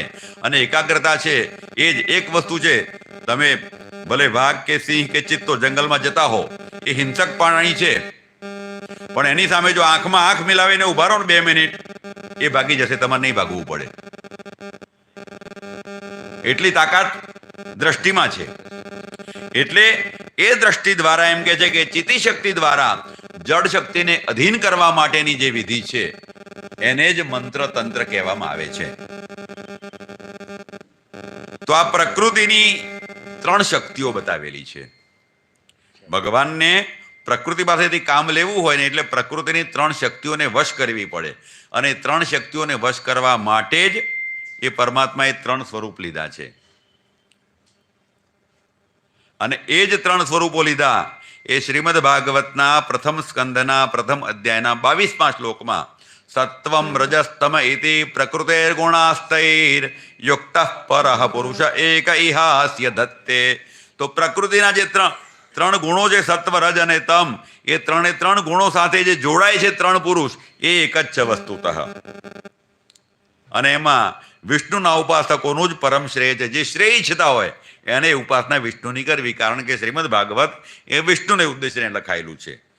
18 પુરાણો છે, પણ 18 પુરાણોમાં 3 દેવોની જ વાતો છે. એટલે 6 પુરાણ વિષ્ણુ ઉદ્દેશને છે, 6 પુરાણ બ્રહ્માને ઉદ્દેશીને લખાયા છે અને 6 પુરાણો એ શિવને ઉદ્દેશીને લખાયા છે. અહીંયા વિષ્ણુને ભજવાથી શ્રેય થાય છે એ કારણ કે આપણે વિષ્ણુની જાનમાં જઈએ છીએ એટલે ગાણા એમના ગાવાના છે. જ્યારે શિવની જાનમાં જતા હોય તો બધા દેવો શિવના અંડરમાં છે એવું આવશે. એટલે શિવ મોટા ને વિષ્ણુ નાના એવું આપણે કરવાનું નથી. બધા એક સરખા જ છે. ચૈતન્ય શક્તિ એક જ છે. આગળ આવશે એટલા માટે મેં અહીંયાથી મારી પૂર્વ ભૂમિકાથી શરૂ કર્યું છે. મેં આગળ વાત પણ કરી દીધી કે આ બંને મહાનુભાવોએ જે ચર્ચા કરી જ દીધી છે એનું રિપીટેશન થોડુંક થશે પણ એના ઉપર થોડુંક બ્રશ ફેરી જાય એવું આપણો ભાવ છે. તો શું કહે છે કે જ્ઞાન શક્તિ, પ્રકૃતિના 3 ગુણો જ્ઞાન શક્તિ, ક્રિયા શક્તિ અને ઈચ્છા શક્તિ. જ્ઞાન શક્તિ એ સરસ્વતી, ઈચ્છા શક્તિ એ મહાલક્ષ્મી અને ક્રિયા શક્તિ એ મહાકાલી. અને એ જ રીતે બ્રહ્મા એ રજોગુણ સાથે જોડાયા. બ્રહ્મા પોતે રજોગુણી છે એ સત્વગુણ સાથે જોડાયા. વિષ્ણુ પોતે સત્વગુણી છે એ રજોગુણ સાથે જોડાયા. અને શિવ તમોગુણી છે તમોગુણ સાથે જોડાયા. હવે આની એક મિનિટમાં થોડીક આપણે સમજ મેળવી લઈએ કે આપણું સાયન્સ શું કહે છે કે 2 ઓપોઝિટ એન્ડ જોડાય ને તો જ ક્રિયા આગળ વધે. ઉત્તર ધ્રુવ અને દક્ષિણ ધ્રુવ આ 2 એકબીજાની સામે ખેંચે. એકબીજાની પર સમાન ધ્રુવ વચ્ચે શું થાય? અપાકર્ષણ. વિજ્ઞાનનો નિયમ છે. સમાન ધ્રુવ વચ્ચે અને વિરુદ્ધ હોય તો એની વચ્ચે આકર્ષણ. તો હવે પહેલી બ્રહ્માથી શરૂઆત કરીએ તો એ સર્જનનું કામ કરે છે. તો બ્રહ્મા પોતે રજોગુણી છે, એની સાથે જે શક્તિ જોડાઈ એ સત્વગુણ છે. તો એ 2 થઈ એટલે એક પોઝિટિવ અને એક નેગેટિવ એમ આપણે કરી શકીએ. બંને સેમ નથી. જેમ 3 ફેઝ હોય તો એની અંદર એક ફેઝ હોય અને એક નેગેટિવ હોય. એ પ્રમાણે આ 2 જોડાઈ એટલે એક્ટિવેટ થયા બંને અને સૃષ્ટિ થઈ. એ જ પ્રમાણે તમે વિષ્ણુનું જુઓ તો વિષ્ણુ પોતે સત્વગુણી છે અને લક્ષ્મી રજોગુણી છે એટલે એણે ઓપરેટ કર્યું, બધાને સાચવ્યા, સ્થિતિ. અને શિવ પોતે પણ તમોગુણી છે અને દેવી પણ તમોગુણી છે. તો બંને એક સાથે ભેગા થાય, 2 ફેઝ ભેગા કરો તો તરત જ શું થાય? બ્લાસ્ટ થાય. એટલે એ સંહારનો દેવતા બન્યો. 2 ફેઝ ભેગા થાય તો તરત જ બ્લાસ્ટ થાય. આપણે જોઈએ છે સાયન્સમાં. તો અહીંયા બંનેને સમાન ગુણી એટલા માટે ત્યાં ભેગા રાખે છે. આપણે કહીએ સંહારના દેવતા, તો પ્રલય આવવાનો થાય એટલે કઈ ભગવાન શિવ ત્રિશુલ લઈને દોડતા નથી. એ તો રુદ્રીનો 5મો અધ્યાય, એમાં છેલ્લા 3 મંત્રો તમે વાંચો એટલે ખબર પડશે કે ભગવાનના જે અસ્ત્રોને નમસ્કાર કરીએ છીએ તો 3 લોક, પૃથ્વી, અંતરિક્ષ અને દ્યુલોક. નમોસ્તુ રુદ્રેભ્યો જે દેવી જેખામ વરેખામી ખવહ, વર્ષાથી દિવ્ય લોકોનો સંહાર કરે છે. નમોસ્તુ રુદ્રેભ્યો જે અંતરિક્ષે વાતૈશવઃ, વાયુથી અને પૃથ્વીમાં જે પૃથ્વીયાન જેખામ અન્નમિખવઃ, અન્નથી નાશ કરે છે. એટલે હું ગમ્મતમાં એવો અર્થ કરું કે નમોસ્તુ રુદ્રેભ્યો જે પૃથ્વીયાન જેખામ અન્નમિખવઃ, જે ખાવું એ મન મૂકીને ખાઓ એટલે મરી જશો. મરવું હોય તો જે ખાવું હોય મન મૂકીને ખાઓ, જે ખા મન નમી ખવા. તો એ ભગવાને પોતાના શસ્ત્રો મૂકી જ રાખ્યા છે એટલે એ એના ટાઈમે એનું કામ કરી દે. એને આવવાની જરૂર રહેતી નથી. પણ સાયન્ટિફિકલી આ પ્રૂવ કરવા માટે વાત કરી કે બંને સમાન ધર્મી છે એટલા માટે 2 મળે તો બ્લાસ્ટ થાય છે. તો આ જ્ઞાન શક્તિ, ક્રિયા શક્તિ અને ઈચ્છા શક્તિ. જ્ઞાન શક્તિ શું છે? એ ચિતિ એટલે ચૈતન્ય છે, પ્રકાશ છે. અને એટલા માટે આપણે દેવીની જ્યારે પૂજા કરવી હોય ત્યારે શું બોલીએ છીએ? સંબિન્મય પરે દેવી પરામૃત રસ પ્રિય અનુગ્નામ દેહી મે દેવી પરિવારાર્ચનાયતે. ત્યાં સંબિન્મય અથવા મય એટલે પ્રકાશમય. ત્યાર પછી ઈચ્છા શક્તિ. ઈચ્છા શક્તિ શું છે? મન દ્વારા કરેલ સંકલ્પ છે. કારણ કે ઈચ્છાનો સંબંધ કોની સાથે? મન સાથે છે. અને ક્રિયા શક્તિ છે એ જળ શક્તિને આધીન કરવા માટે એના સંકલ્પને જ્ઞાન શક્તિની મદદથી ક્રિયાન્વિત કરે છે અને પદાર્થે જળ જે છે એ તમારા અંડરમાં આવે છે. તો આ થયું. એટલા માટે એમ કહ્યું આપણે બ્રહ્મસૂત્રમાં શું કહે છે કે જે બ્રહ્મ છે એ સૃષ્ટિનું અભિન્ન નિમિત્તોપાદાન કારણ. એ જ રીતે તંત્રમાં ચેતિશક્તિ છે એ શું છે? સૃષ્ટિનું અભિન્ન નિમિત્તોપાદાન કારણ. કારણ કે ચેતિશક્તિ અને બ્રહ્મ એકબીજાથી જુદા નથી. એટલા માટે તંત્રની અંદર ઉપાસના કોની? ચિત્તિશક્તિની. હવે ચિત્તિશક્તિની ઉપાસનાની અંદર વસ્તુ શું શું આવે? તો એક શ્લોક સુંદર આપ્યો છે, એમાં સમજાવ્યું છે, વિગ્રહો હવિષામ ભોગ ઐશ્વર્યમ ચ પ્રસન્નતા ફલપ્રદાનમિત્યેતત પંચકમ વિગ્રહાદિકમ. આ ઉપાસના કરવી હોય તો આ 5 વસ્તુ જરૂરી બને. પહેલામાં પહેલી વસ્તુ જોઈએ વિગ્રહ. ભાઈશ્રીએ વાત કરી કે યંત્ર અથવા તો વિગ્રહ, બેમાંથી એક આવે. એ પછી હવિષામ ભોગ એટલે હવિર દ્રવ્ય, ઐશ્વર્યમ પ્રસન્નતા અને ફલદાતૃત્વ. તો પેલું વિગ્રહ કોને કહેવાય? ઈચ્છાનુસાર શરીર ધારણ કરના એનું નામ વિગ્રહ. કારણ કે બ્રહ્મ અથવા ચિત્તિશક્તિ એ બંને માટે આપણે એક શાસ્ત્રમાં શબ્દ વાપરીએ છીએ, કરતુમ અકર્તુમ અન્યથા કર્તુમ સમર્થ. એટલે જે સમયે જેવા સ્વરૂપની જરૂર પડે એવું સ્વરૂપે ધારણ કરી શકે. અને આ વસ્તુ હું ઘણીવાર થોડોક ડાયવર્જન થશે 1-2 મિનિટનું, પણ ભાગવત કથામાં પણ કહેતો હોઉં છું કે અત્યારે વિજ્ઞાને જે ક્લોનિંગ થિયરી શોધી કાઢી, બરાબર છે, કે ભાઈ એક પ્રાણીના શરીરમાંથી કોષ લેવામાં આવે અને એના જેવું જ પ્રાણી, આ પહેલો પ્રયોગ ઘેટા ઉપર થયો કે એક ઘેટું છે એના જેવું જ બીજું ઘેટું બનાવ્યું. એ જ રીતે માનવનો કોષ લેવામાં આવે તો એનો સેમ બીજો માનવ કોષ બને. આ હમણાં વિજ્ઞાને શોધ્યું. પણ આપણે જે ચિત્તિશક્તિની વાત કરીએ છીએ, રક્તબિંદુર્યદા ભૂમૌ પતત્યસ્ય શરીરતઃ સમુત્પતતે મેદિન્યામ તત્પ્રમાણો મહાસુરઃ. આ રક્તબીજની કથામાં જોઈએ છે કે એના શરીરમાંથી એક રક્તનું બિંદુ નીચે પડે એટલે તરત જ બીજો રક્તબીજ ઊભો થઈ જતો હતો. એનો મતલબ એ થયો કે ક્લોનિંગનો માસ્ટર કોણ? આજનું વિજ્ઞાન કે રક્તબીજ?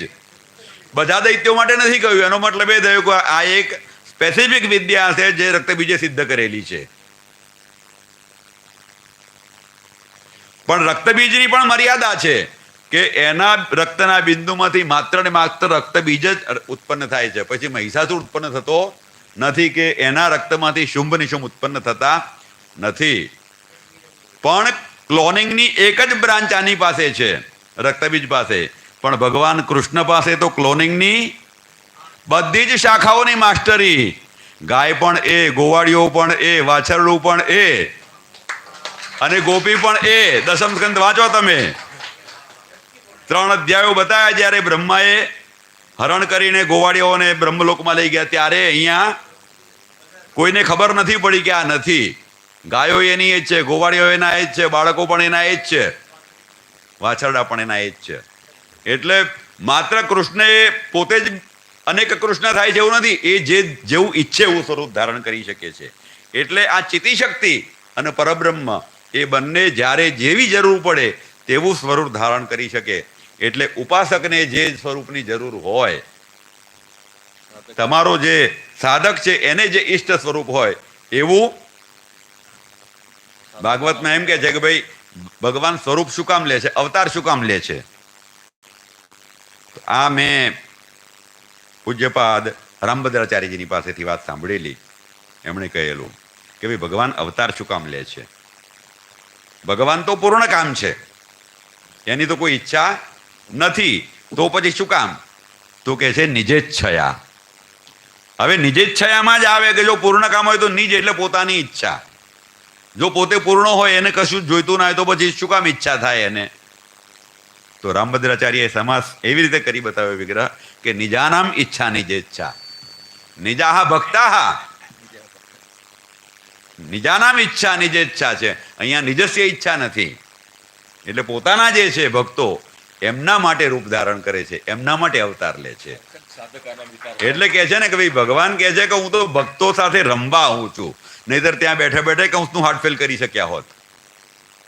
જો આ મારું કે તમારું હાર્ટફેલ કરી શકતા હોય તો ત્યાં બેઠા બેઠા કૃષ્ણનું ના કરી શકે, અરે કંસનું ના કરી શકે, દુર્યોધનનું ના કરી શકે. પણ અહીંયા એ કંસને મારવા નથી આવ્યા, એ ભક્તોની સાથે રમણ કરવા આવ્યા છે. પુરુષોત્તમોને મળવા આવે છે. ભગવાનના ભક્તો છે ને એ પુરુષોત્તમ છે. ભગવાન કહે છે કે હું નરસિંહ મહેતાને મળવા આવું છું, હું મીરાબાઈને મળવા આવું છું. એ રાક્ષસોને મારવા આવું છું એમ નથી કહેતા. રાક્ષસોને મારવા એ તો એના મારેલા જ છે. અર્જુનને શું કહે છે કે આ બધાને મારેલા જ છે, તારે તો ખાલી નિમિત્ત બનવાનું છે, બાકી મેં મારેલા જ છે. તો આ થઈ વિગ્રહની વાત. ઈચ્છાનુસાર શરીર ધારણ કરવું. વેદોમાં હવે વેદોની અંદર આજે ચિત્તિશક્તિની વાત કરી આપણે. જે ચિત્તિશક્તિ છે એનું વર્ણન વેદોમાં પણ મળે છે. તો વેદોમાં જે મળે છે, મેં 3 મંત્રોનો ઉદ્ધરણ કર્યા છે. વેદની અંદર ચિત્તિશક્તિને અદિતિના નામથી ઉલ્લેખ કરવામાં આવ્યો છે. મંત્ર ભણીએ આપણે બધા એટલે ખ્યાલ આવશે. આદિતિર્દ્યૌરાદિતિરાંતરિક્ષામાદિતિર્માતા સ પિતા સ પુતરાઃ વિષવે દેવા આદિતિ પાંચજના આદિતિર્જા તમાદિતિર્જાનિતવામ. આદિતિ દ્યૌ એટલે આકાશ પણ આદિતિ છે. આદિતિર્દ્યૌ રંતરિક્ષમ. મંત્ર બોલતા જજો, કારણ કે પાછા સમજાવતી વખતે. આદિતિ માતા, અંતરિક્ષમ, સ પિતા સ પુત્રઃ, વિશ્વે દેવાઃ એ પણ વિશ્વે દેવા આદિતિ પંચજના. હવે પંચજના શબ્દ સમજવાનો છે. પંચ અને જનાહા એટલે પાંચમાંથી જે પંચભ્ય જાયતે તે પંચજનાહા. તો એ કોણ? પાંચમાંથી કોણ જન્મે છે? પંચમહાભૂત. અને એમાંથી આ સૃષ્ટિ થાય છે. તો પંચજનાહા એટલે આખી સૃષ્ટિ આવી ગઈ એની અંદર. પંચતત્વોમાંથી જે ઉત્પન્ન થાય એ પંચજનાહા. પછી બીજી એક ઋચા મેં ઉદ્ધૃત કરી છે, જાત અને જનિત્વ.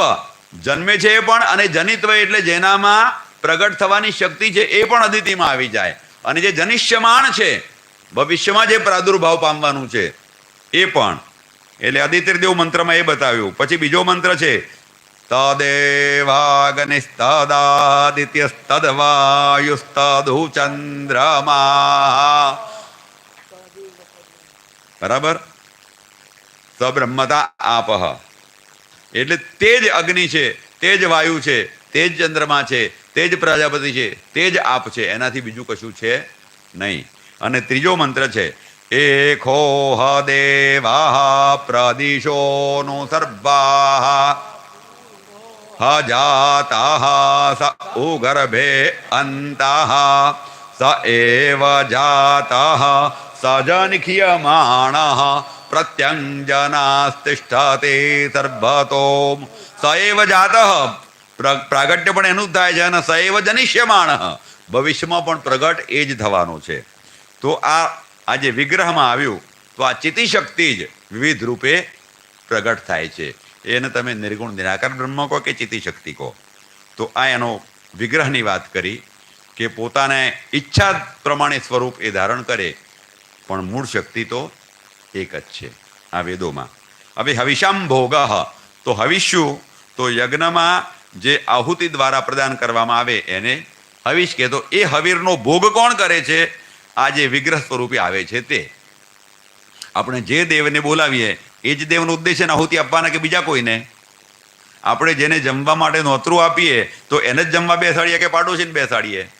જેને નોતરું આપ્યું એને જ. તો જે આપણા ઈષ્ટદેવ છે, જેને આપણે નોતરું આપ્યું છે, જે ચિત્તિશક્તિ છે એ સ્વરૂપે આવી છે, એટલે આપણે હવીર પણ દ્રવ્ય એને જ સમર્પિત કરવાનું છે. તો યજ્ઞ પ્રદત્ત વસ્તુ કા ભક્ષણ. ઐશ્વર્ય. ઐશ્વર્ય મતલબ સભી પર પ્રભુત્વ. અહીંયા ઐશ્વર્યનો અર્થ મોટે ભાગે લોકો સંપત્તિ એવો કરતા હોય છે કે ઐશ્વર્ય એટલે પ્રોપર્ટી. પણ આપણે જે ભગવાનમાં જે ષડૈશ્વર્ય ભગની વાત કરીએ છીએ એમાં ઐશ્વર્ય, વીર્ય, યશ અને શ્રી એટલે સંપત્તિ તો શ્રીમાં આવે છે.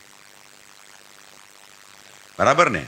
અને પછી જ્ઞાન વૈરાગ્ય. તો ઐશ્વર્યમાં ઈશ શાસને ધાતુ છે. ઈશ શાસને. ઈશ એટલે શાસન કરવું, અને વર એટલે શ્રેષ્ઠ. જે શાસન કરવામાં શ્રેષ્ઠ છે તે ઈશ્વર. જે શાસન કરવામાં શ્રેષ્ઠ છે તે ઈશ્વર. અને એનું જ આપણે પ્રમાણ જોઈએ છે કે સૃષ્ટિ ઉત્પન્ન થઈ ત્યારથી કોઈએ કીધું કે ભાઈ હવે ઈશ્વરને બદલો, મોદીને બદલો કે રાહુલ ગાંધીને બદલો એમ કહે છે. હવે ઈશ્વરને બદલો એમ કોઈ કહે છે? કારણ કે ઈશ એટલે શાસન કરવાની સંપૂર્ણ પદ્ધતિ એ જાણે છે અને સારી રીતે શાસન કરી શકે છે, માટે તે ઈશ્વર છે. અને ઈશ્વરસ્ય ભાવમ ઐશ્વર્યમ. ઈશ્વરસ્ય ભાવમ એટલે ઈશ શાસન કરવાની જે ક્ષમતા એનું નામ ઐશ્વર્ય. તો જે આ વિગ્રહ છે એનામાં બધાના ઉપર શાસન કરવાની ક્ષમતા છે, માટે એની ઉપાસના. નહીતર તમારા કરતાં ઓછી ક્ષમતા હોય તો તમે ઉપાસના કરો એની? તમારા કરતાં મોટા સાહેબ પાસે જાઓ કે નાના સાહેબ પાસે જાઓ, દેખીતું જ છે, કારણ કે એની ક્ષમતા વધારે છે. તો ઐશ્વર્ય એટલે સભી પર પ્રભુત્વ કરને કી ક્ષમતા. પછી ચોથા નંબરમાં આવે છે પ્રસન્નતા.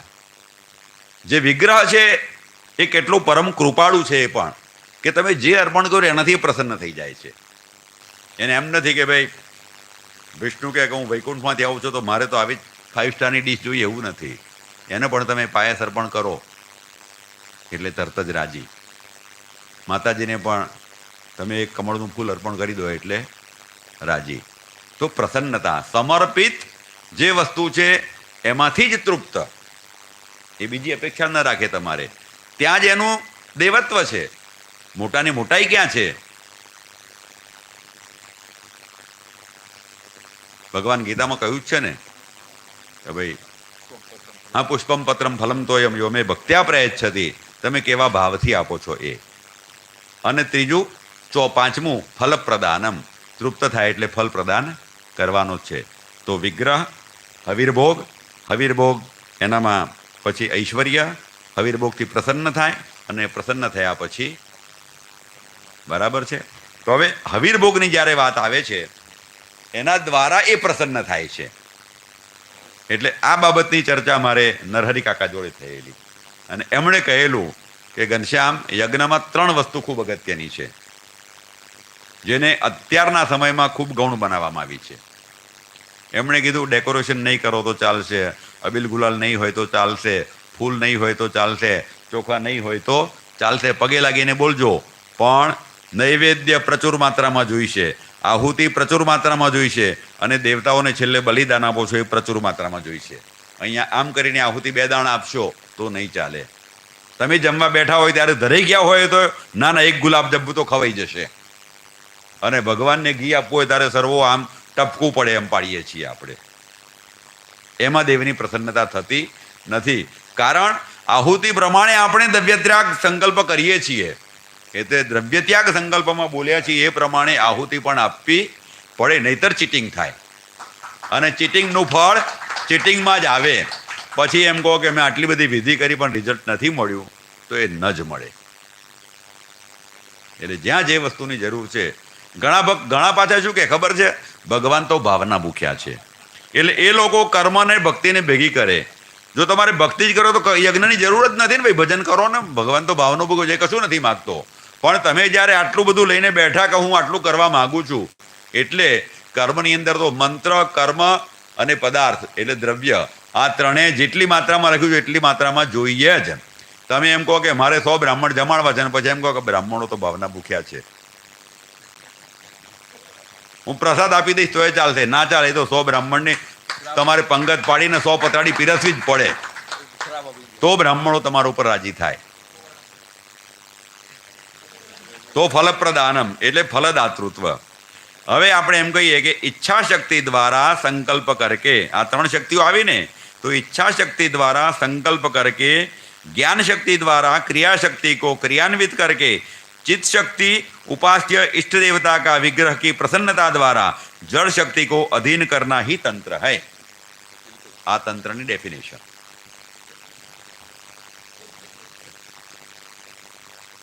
પછી તમારાનું ઝેરોક્સ કરો કરી લેજો ને, 4 જ પાના છે નોટના, વધારે નથી. ફોટો પાડીને મૂકી દેશે. લખેલું એવું છે કે એની કમ્પ્લીટ. આપણે સર્વાંગ સ્વાધીન નથી રાખતા.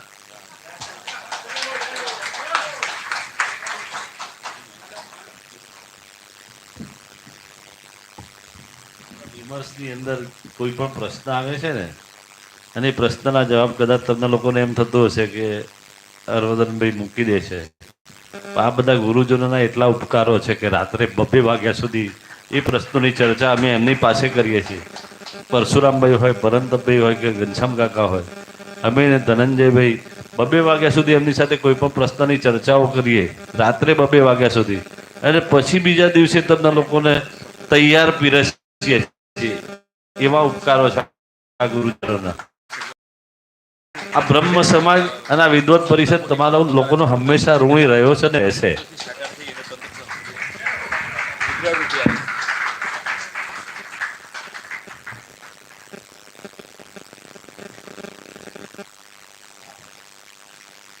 એક વસ્તુ સમજી લેવાની જરૂર છે કે વિદ્યા વ્યય કરવાથી વધે છે, ઘટતી નથી. અને જે લોકો એમ સમજતા હોય કે આપણે આપી જઈશું તો આપણો સ્પર્ધક ઊભો થશે, તો મને મારા ગુરુજી એટલે ફાંકડા કાકા એક વસ્તુ કીધેલી કે તારું ભાગ્ય તું જંગલમાં જઈને બેસી રહીશ ને તો ત્યાં તને આપી જશે, કોઈનું ભાગ્ય લઈ જતું નથી. એટલે હું શીખવાડીશ તો એ મારો પ્રતિસ્પર્ધી બનશે અને મારા ભાગનું લઈ જશે. આપણે વિચારીએ કે મારો યજમાન એની પાસે ગયો, એ યજમાન તમારો હતો જ નહીં. પહેલી વસ્તુ તો હતો જ નહીં, તો એના માટે શોક શું કામ કરો છો? અશોચાન અનવશોચમ જેવી વાત છે આ. જેના એક વસ્તુ સમજી લો કે આ મારો યજમાન લઈ ગયો ને પેલો પેલાનો યજમાન લઈ ગયો, એમ આપણે કહીએ છીએ. આપણે બજારમાં વસ્તુ ખરીદવા જઈએ, એક પેન્ટ પીસ ખરીદવો હોય તો કાપડ માર્કેટમાં ગયા એટલે પહેલી દુકાનમાં ગયા, એણે તમારી આગળ 50 પીસ મૂકી દીધા, બધા જોયા, હા પછી આવું છું. આપણે 50 દુકાનો ફરીએ છીએ તો એમ કહે છે કે મારી દુકાનમાં કેમ મારો માલ ના લીધો? 50 દુકાન ફર્યા પછી તમે એક જ દુકાનમાંથી લેવાના છો, તો એનો મતલબ તમારો માલ જેને ગમે એ લેશે. એમ કર્મનું એવું છે, તમારાથી જેને સંતોષ થશે એ તમને બોલાવશે અને એ તમારું પ્રારબ્ધ નક્કી કરશે. કારણ કે મારો યજમાન ને તારો યજમાન કે ઉપરથી લખાઈને તો લાયા નથી ને કા મારો યજમાન. આજે આપણા બાપ દાદાનો યજમાનો કેવી રીતે બન્યા છે? એ ગામમાં જઈને વસ્યા હશે અને ત્યાં કામ કર્યું હશે એમણે. અહીંયા પાઠશાળામાં ભણીને પણ આપણા કેટલાય ભૂદેવો આવ્યા હશે અને કોઈકના કામમાં ગયા હશે અને એના જ આચાર્યને કદાચ ફ્રી નહીં હોય ને તમને બોલાયા અને પછી એ તમારી પાસે કામ કરાવતા થયા હોય. આ જ વસ્તુ બનતી હોય છે, એમાં કોઈ કોઈનો યજમાન લઈ જતું નથી. એટલે એવો ભાવ રાખવો જ નહીં. ખરેખર તો મોટાભાગે બ્રાહ્મણોમાં પરસ્પર દ્વેષનું કારણ જ આ બને છે. એટલે કોઈની પ્રત્યે દ્વેષભાવ નહીં રાખો. એ મારા પ્રારબ્ધમાં નહીં હોય એવું પોઝિટિવ વિચારો, અથવા તો મારામાં કંઈક કમી હશે માટે મને નહીં બોલાયો, તો બીજે એવું ન થાય એના માટે તમારા કર્મને તમે એટલું પ્રબળ કરો, તમારા ભાગ્યને પ્રબળ કરો, તમારી ઉપાસનાને પ્રબળ કરો, જેથી એ થાય. પણ સામે એનો મતલબ એવો નથી કોઈની સાથે જાઓ તેની સાથે વિશ્વાસઘાત કરો. બરાબર. એટલે એની છૂટ નથી આપતા. હા, એ પણ સાચી વાત છે. એટલે અનાયાસે બનાવે એ વસ્તુ જુદી છે અને વિશ્વાસઘાત ચીટિંગ કરવું એ વસ્તુ. એટલે તો હવે આજે ચિત્તી શક્તિની વાત કરી. એ ચિત્તી શક્તિ જ વિવિધ દેવી દેવતા સ્વરૂપે તંત્રમાં ઉપાસના તરીકે વર્ણવવામાં આવી છે. એ ચિત્તી શક્તિના જ 10 સ્વરૂપોને તમે 10 મહાવિદ્યા કહી શકો. અને એ જ ચિત્તી શક્તિને આદ્ય જગદગુરુ શંકરાચાર્યએ 5 નામ આપ્યા અને જેને આપણે પંચાયતન યાગ કહીએ છીએ. કારણ કે આપણું શરીર એ પંચ તત્વોનું બનેલું છે અને 5 તત્વોનું આધિપત્ય એક દેવતાને આપેલું છે અને એ દેવતા માટે સ્થાન નક્કી કર્યો. આયતનમ એટલે ઘર, પંચ આયતનમ એટલે 5 ઘર. પૃથ્વી જળ તેજ વાયુ ને આકાશ એ 5 રહે છે, એ 5 ઘર છે. તો એ 5 ઘરના માલિક શું ઘરની બહાર રહેશે? આ શરીરની અંદર 5 ઘર છે. આ આખું શરીર છે, એનો મતલબ 5 રૂમો છે અંદર. 5 BHK નું ઘર છે, તો દરેક BHK માં એનો માલિક તો રહેવાનો ને. તો એ જે પંચાયતન ભગવાન શંકરાચાર્યએ એ જ ચિત્તી શક્તિના 5 સ્વરૂપો આપણને આપ્યા કે આ ગણેશનું ઘર, આ શિવનું ઘર, આ વિષ્ણુનું ઘર, આ સૂર્યનું ઘર અને આ દેવીનું ઘર. તો એ 5 ઘર નક્કી કરીને આપ્યા. એમાંથી તમને જે સ્વરૂપ ઈષ્ટ લાગે, 5 જુદા નથી પાછા. કારણ કે શંકરાચાર્ય પોતે તો અદ્વૈત મતના સમર્થક છે, કેવલાદ્વૈતની વાત કરવા વાળો માણસ. પણ તમને એક વસ્તુ છે કે કેવલાદ્વૈત વાળાએ આ શું કામ બતાવ્યું, તો આનું તમને જવાબ ક્યાં મળશે? શ્રીમદ ભાગવતનું મંગલાચરણ જુઓ. વેદવ્યાસ શું લખે છે છેલ્લે? સત્યમ પરમ ધીમહિ લખે છે.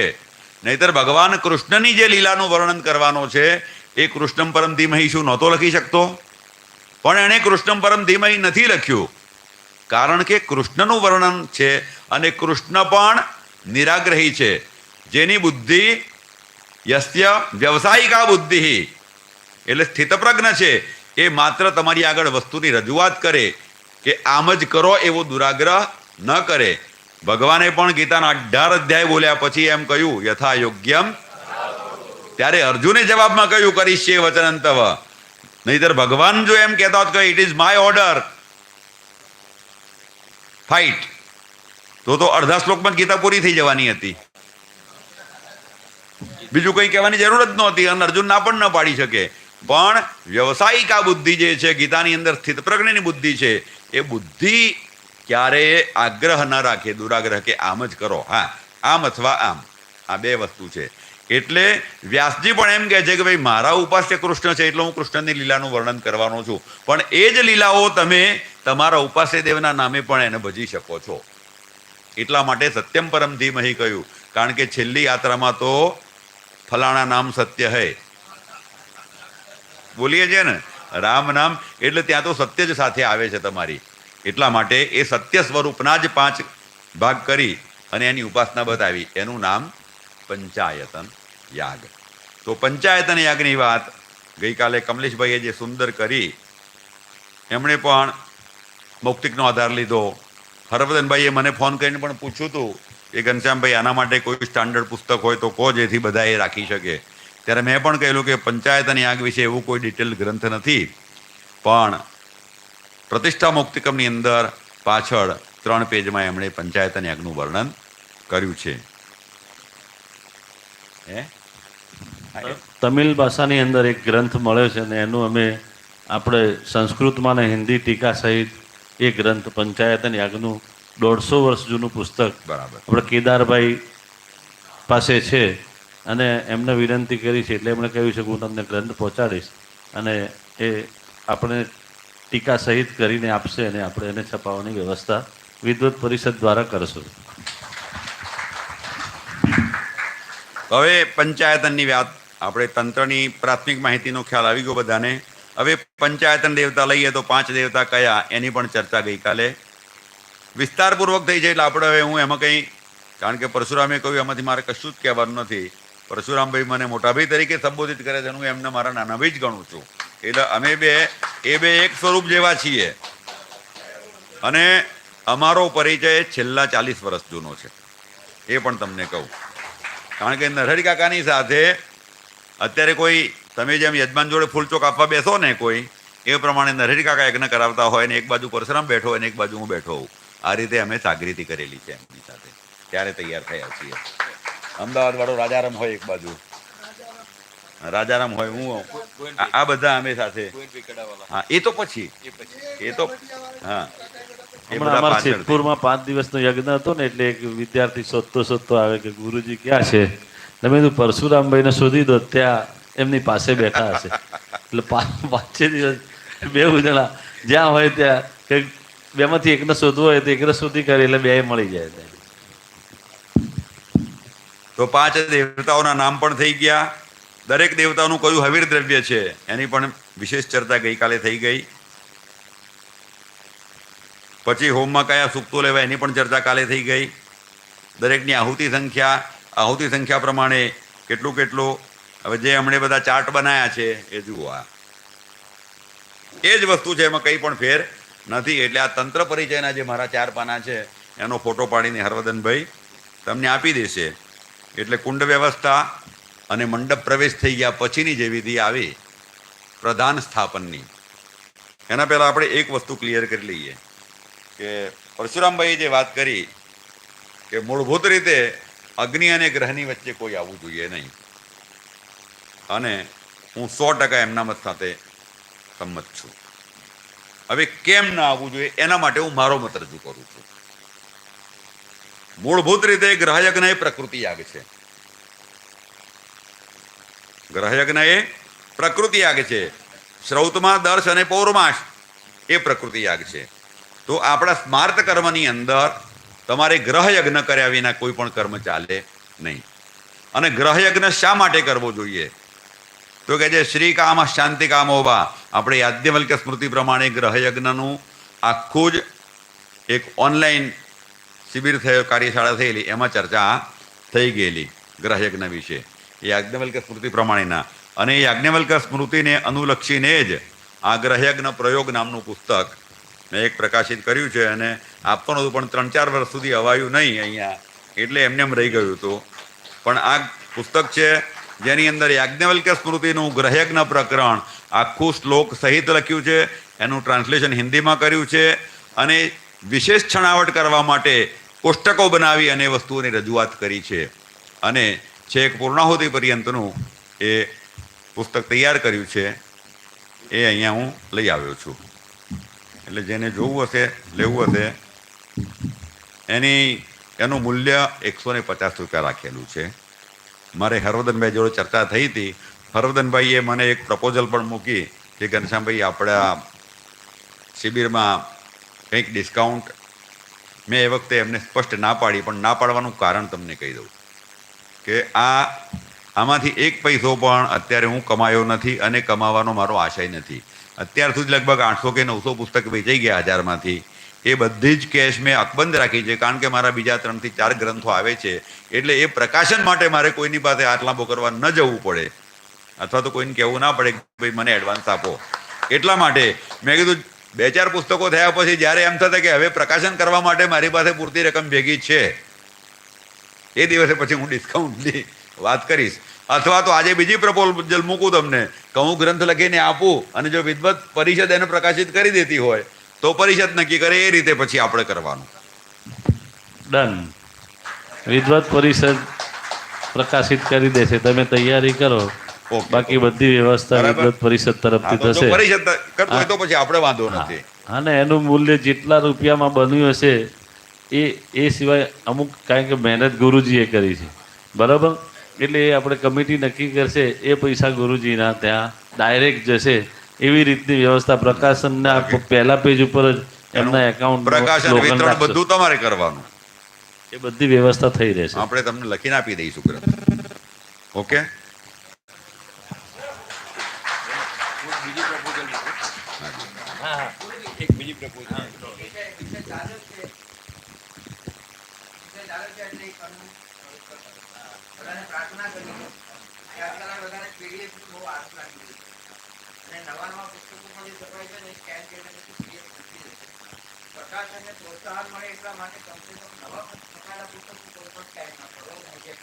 હા, બરાબર છે. સાચી વાત છે, સાચી વાત છે. અરે અપ્રાપ્ય ગ્રંથો છે એની પીડીએફ બનાવો એ વસ્તુ બરાબર એમ છે. નહીં, હું એક બીજો દાખલો આપું. આ ગુરુજી આટલી મહેનતીનું પુસ્તક લખ્યું, બરોબર? તો તમે વાંચ્યા, તમને પણ રસ પડ્યો અને તમને ઘણી વસ્તુ સમજાય. પણ ઘણી વખત એવું થાય કે 3જા પાનાનો રેફરન્સ 25મા પાના ઉપર મળતો હોય તો પીડીએફમાં તમે કેટલી વાર ઉપર નીચે કરશો? પુસ્તક હાથમાં હોય ને તો એ બધું સરળ થઈ જશે. હું ગુરુજીને એક બીજી વાત કરું કે આપનો પરિશ્રમ તો બહુ સરસ છે અને આપણા પરિશ્રમને તો અમે વંદન કરીએ જ છીએ, પણ આવું કંઈ પણ સંકલનનું કામ હોય આપ લખીને આપશો, એને કોમ્પ્યુટરાઇઝ કરી પ્રકાશન પહેલાંની પૂરી બુકલેટ તૈયાર કરવાની સુધીની જવાબદારી હું સ્વીકારું છું. સંપૂર્ણ જવાબદારી. એમને એક અક્ષર પણ ટાઈપ નહીં કરવાનો, એને બુક ફોર્મેટમાં તૈયાર કરી અને જે પ્રકાશક હોય એને અમને સોંપી દેવાની. એ કોરિડોરમાં એનો પેજ સેટ કરીને કાઢી નાખશે. કારણ મારા પુસ્તકો મેં જે 17-18 પુસ્તકો લખ્યા એ કોઈના પાસે ટાઈપ કરાવવા ગયો નથી અને મને આ રીતે જ પુસ્તકો પ્રકાશન થયા છે. તમારો સંકલ્પ કરીશું આપણે.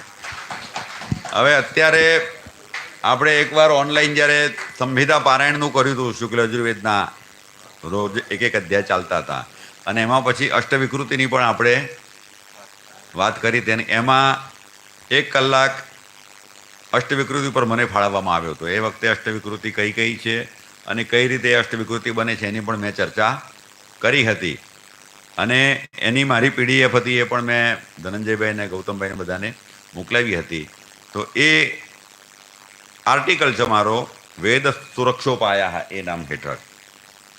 એ અમદાવાદમાં ગુજરાત યુનિવર્સિટીનું વેદ સંમેલન હતું ને એમાં આ વિષય હતો ને એના ઉપર આ મેં મારો લેખ રજૂ કર્યો હતો.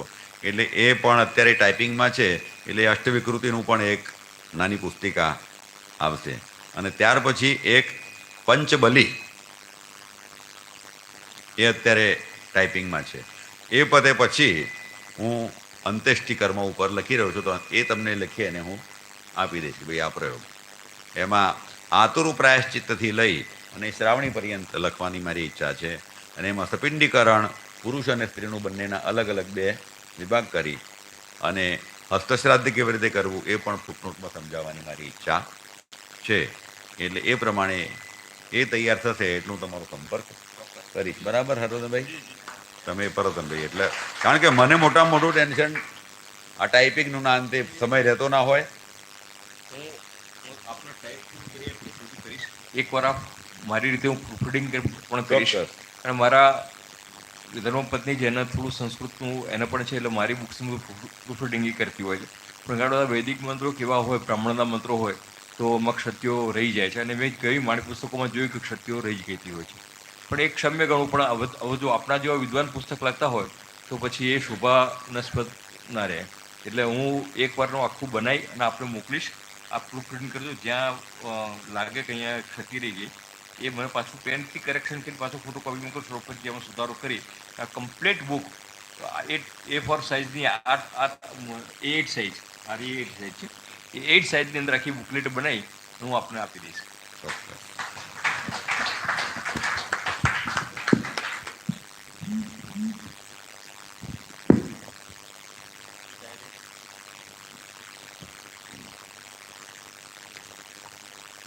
તો મંડપ પ્રવેશ સુધીની તો વાત કોમન જ છે. કોઈ પણ કર્મ કરો તમે તો એમાં કંઈ ફરક પડતો નથી. મંડપ પ્રવેશ થયા પછી વાસ્તુ અને ગણેશ થઈ ગયા પછી આપણે જ્યારે પ્રધાનની શરૂઆત કરીએ દિગ્રક્ષણ આદિ, ત્યાંથી મુખ્ય કર્મ શરૂ થાય છે. તો એમાં અગ્નિ સ્થાપન કર્યું એટલે તરત જ ગ્રહ સ્થાપન કરવું જોઈએ. અને એની શાંતિક્રમની નારદજીની પણ એક કારિકા છે. શાંતિક્રમં પ્રવક્ષ્યામિ નારદેન યથોદિતમ ગણેશં પૂજયેદાદૌ સ્વસ્તિ પુણ્યાહ વાચનમ માતॄણાં પૂજनं કાર્યં નાંદિશ્રાદ્ધમતઃ પરમ આચાર્યં વરયિત્વાથ બ્રહ્માણં ગાણપત્યકં સદસ્યમૃત્વિજશ્ચૈવ જાપકાन् વરયેત્તતઃ ભૂમિં સંપૂજ્ય વિધિવત જાપકાन् વરયેત્તતઃ.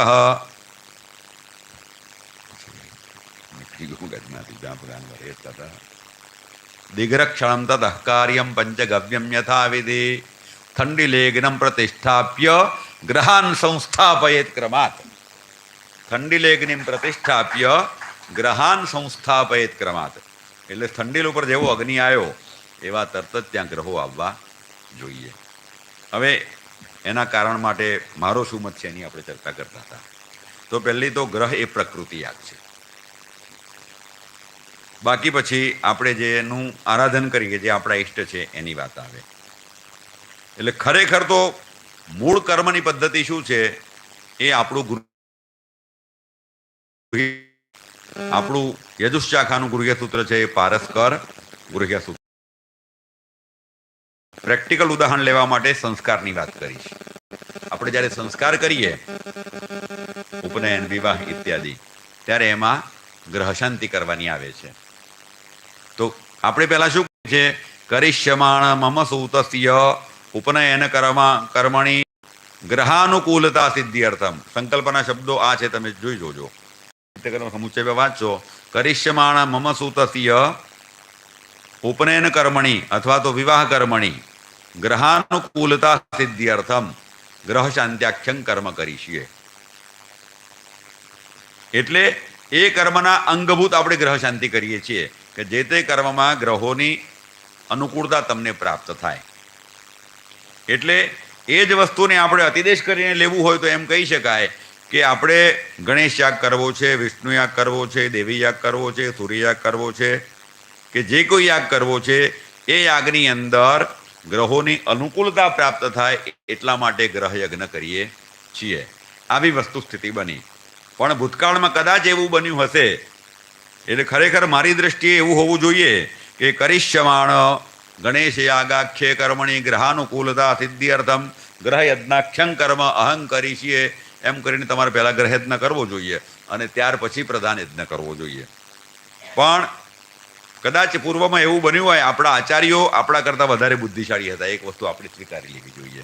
એમણે ભૂલ કરી છે એવું નથી કહેતો અહીંયા. એ લોકોએ એટલા માટે જોડ્યું હશે કે ભાઈ પેલું તો આપણે પહેલાં ગ્રહ શાંતિ કરીને પછી સંસ્કાર કરતા હતા અન્ય સ્થંડિલ ઉપર લઈ જઈને હાથે, પણ અહીંયા પાછા 2 કુંડ કરવા એના કરતાં પ્રકૃતિ છે તો પહેલાં ગ્રહ યજ્ઞ લો અને પહેલો ગ્રહ હોમ કરીને પછી પ્રધાનને કરો તો એમાં વાંધો શું છે. એટલા માટે એમણે ગ્રહયજ્ઞાખ્યં કર્મ કરી છે અને પછી ફલાણો યજ્ઞ કરી છે એવું નથી રાખ્યું, પણ સગ્રહમખ ગણેશાખ્યં કર્મ હં કરી છીએ એમ કરીને એમણે બેનું સંયોજન કરી દીધું. એટલે ખરેખર તો એમણે બુદ્ધિ વાપરી એમ કહેવાય. એ લોકો જાણતા નહોતા એવું ન કહેવાય. પણ આટલું થયા પછી હવે આપણે ક્યાં ભૂલ કરીએ છીએ જોવાની છે. આપણે પહેલો તર્ક એ લાવી દીધો કે ભાઈ આપણો મુખ્ય કર્મ ગણેશાક છે, તો અગ્નિ પછી પહેલો ગણેશ આવવો જોઈએ, પહેલા રુદ્ર આવવા જોઈએ, પહેલા વિષ્ણુ આવવા જોઈએ.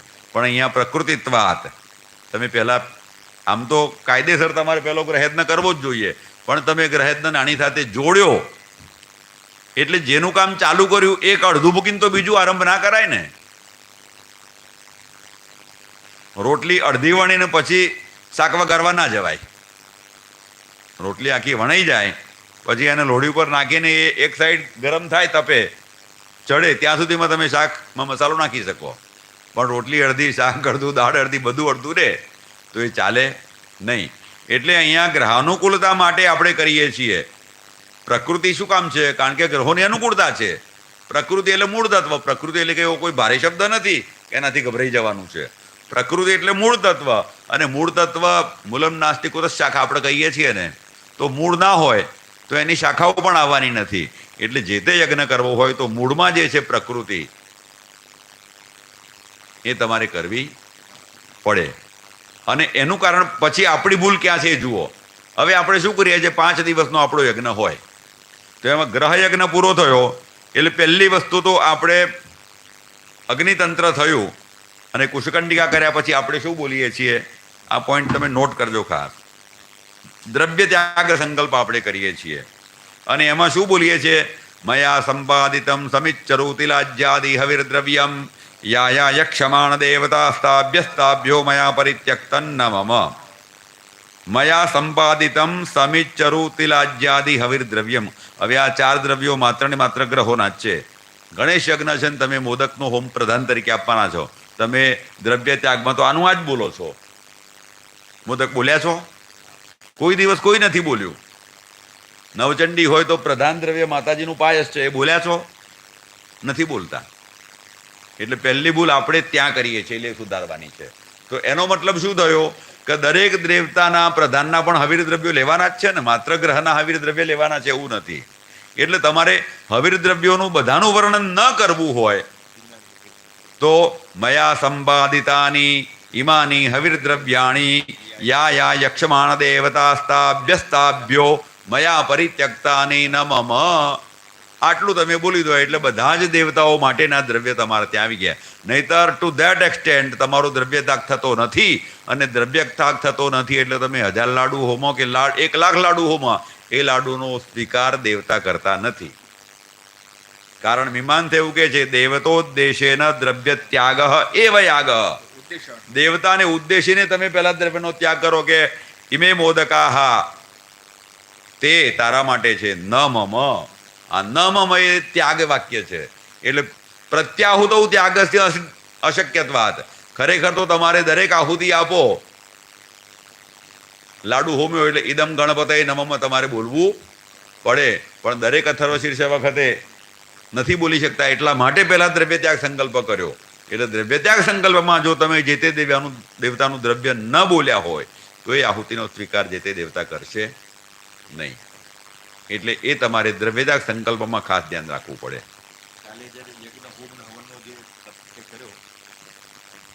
ઓકે, આપી દો. યજ્ઞ હોમ અને હવનનો જે એ વખતે આપણે આ ઉદ્દેશાસ, પ્રક્ષેપાંશ અને ત્યાગાંશ એ ત્રણની વાત કરી. એના યજ્ઞ હોમ અને હવન ત્રણનો ભેદ કાલે આપણે ચર્ચા કરી હતી કાર્યક્રમ પછી ગઈકાલે.